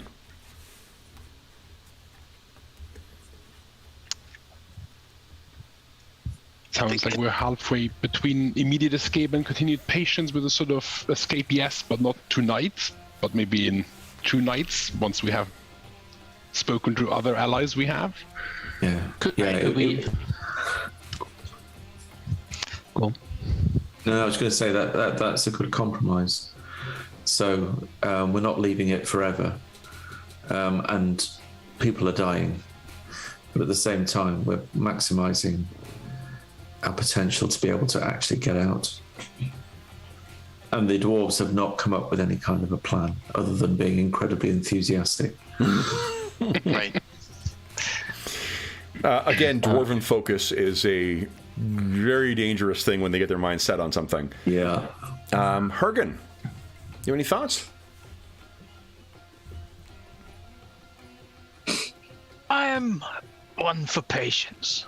Everyone thinks that gladiators are in for this, huge amounts of glory and immediate death. And in fact, most of us, we're survivors. And we learn to wait and to take our opportunities. That's my thought.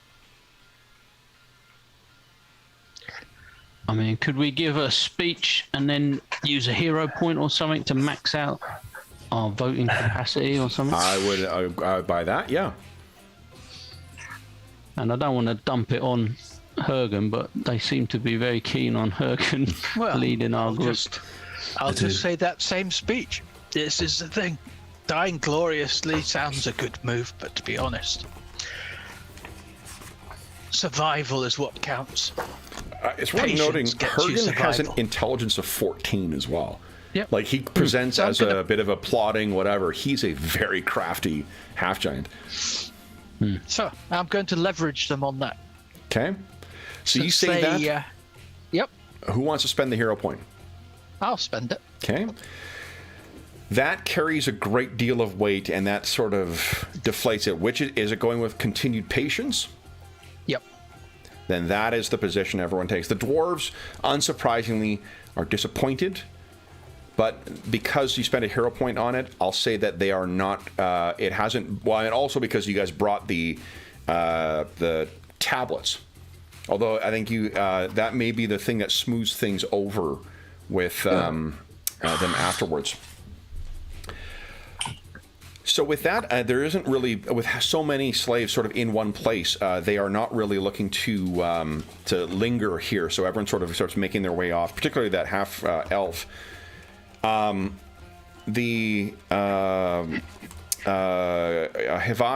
does sort of, shake his head and says, "I thought you would be agreeing, but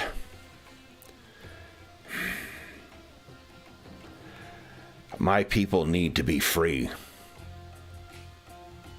They do. And what we shall ensure is that they will be. The task is still ahead. It's just simply how we execute it. I will abide by the vote, but be it on your head. I will mark the names of all who die under the lash or the sun or of hunger while we wait. Understood. And he turns and sort of leaves with his people.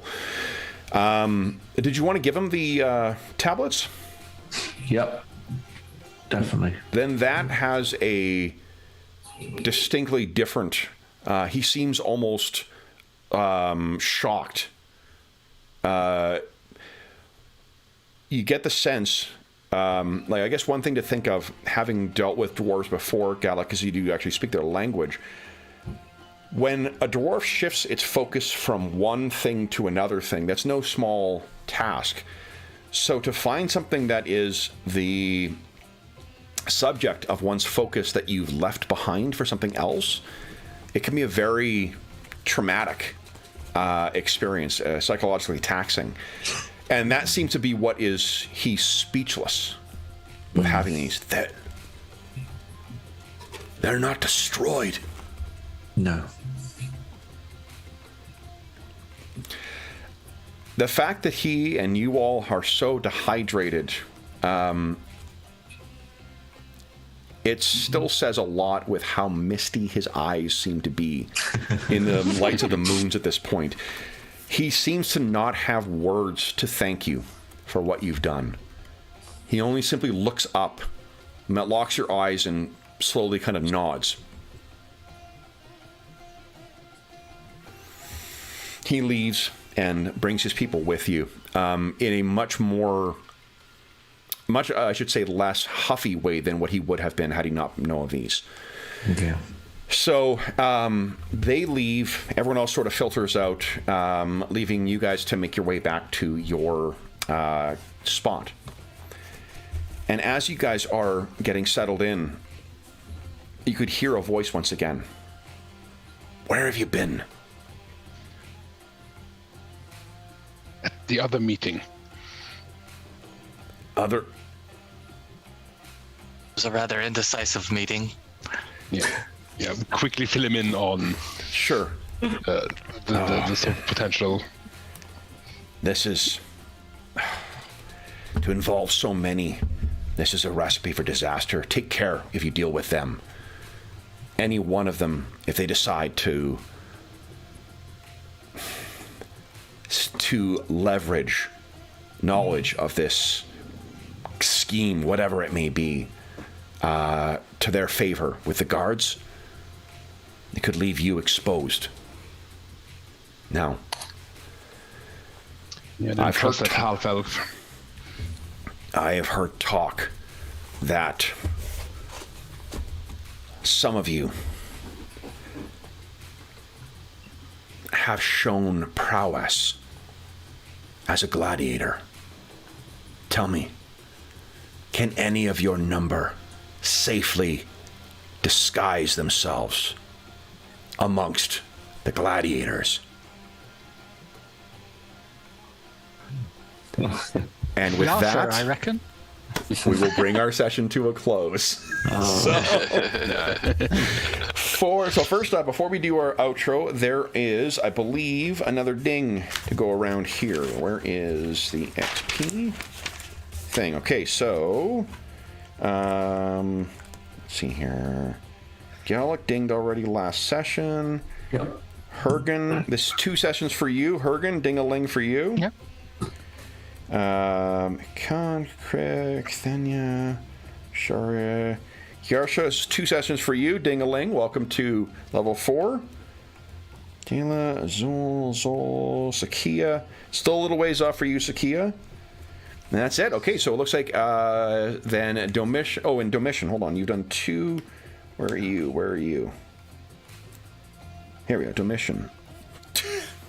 Domitian. 201 XP off. Assuming that you don't throw yourself into the defiler just to get that extra 30%. I can't remember. David, are you playing tomorrow or not? Unfortunately, I'm not. Not. Okay, then you know what? It doesn't matter if you don't ding today, so that is fine. So, James, would you give us a 2d 12 roll twice?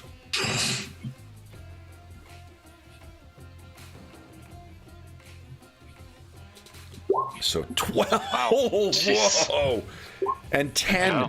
So 22 plus your Constitution modifier. That's how much hit points you get for your next level. Goodness. Being a half-trained is no joke. Yarsha, give us a 2d8 roll, please.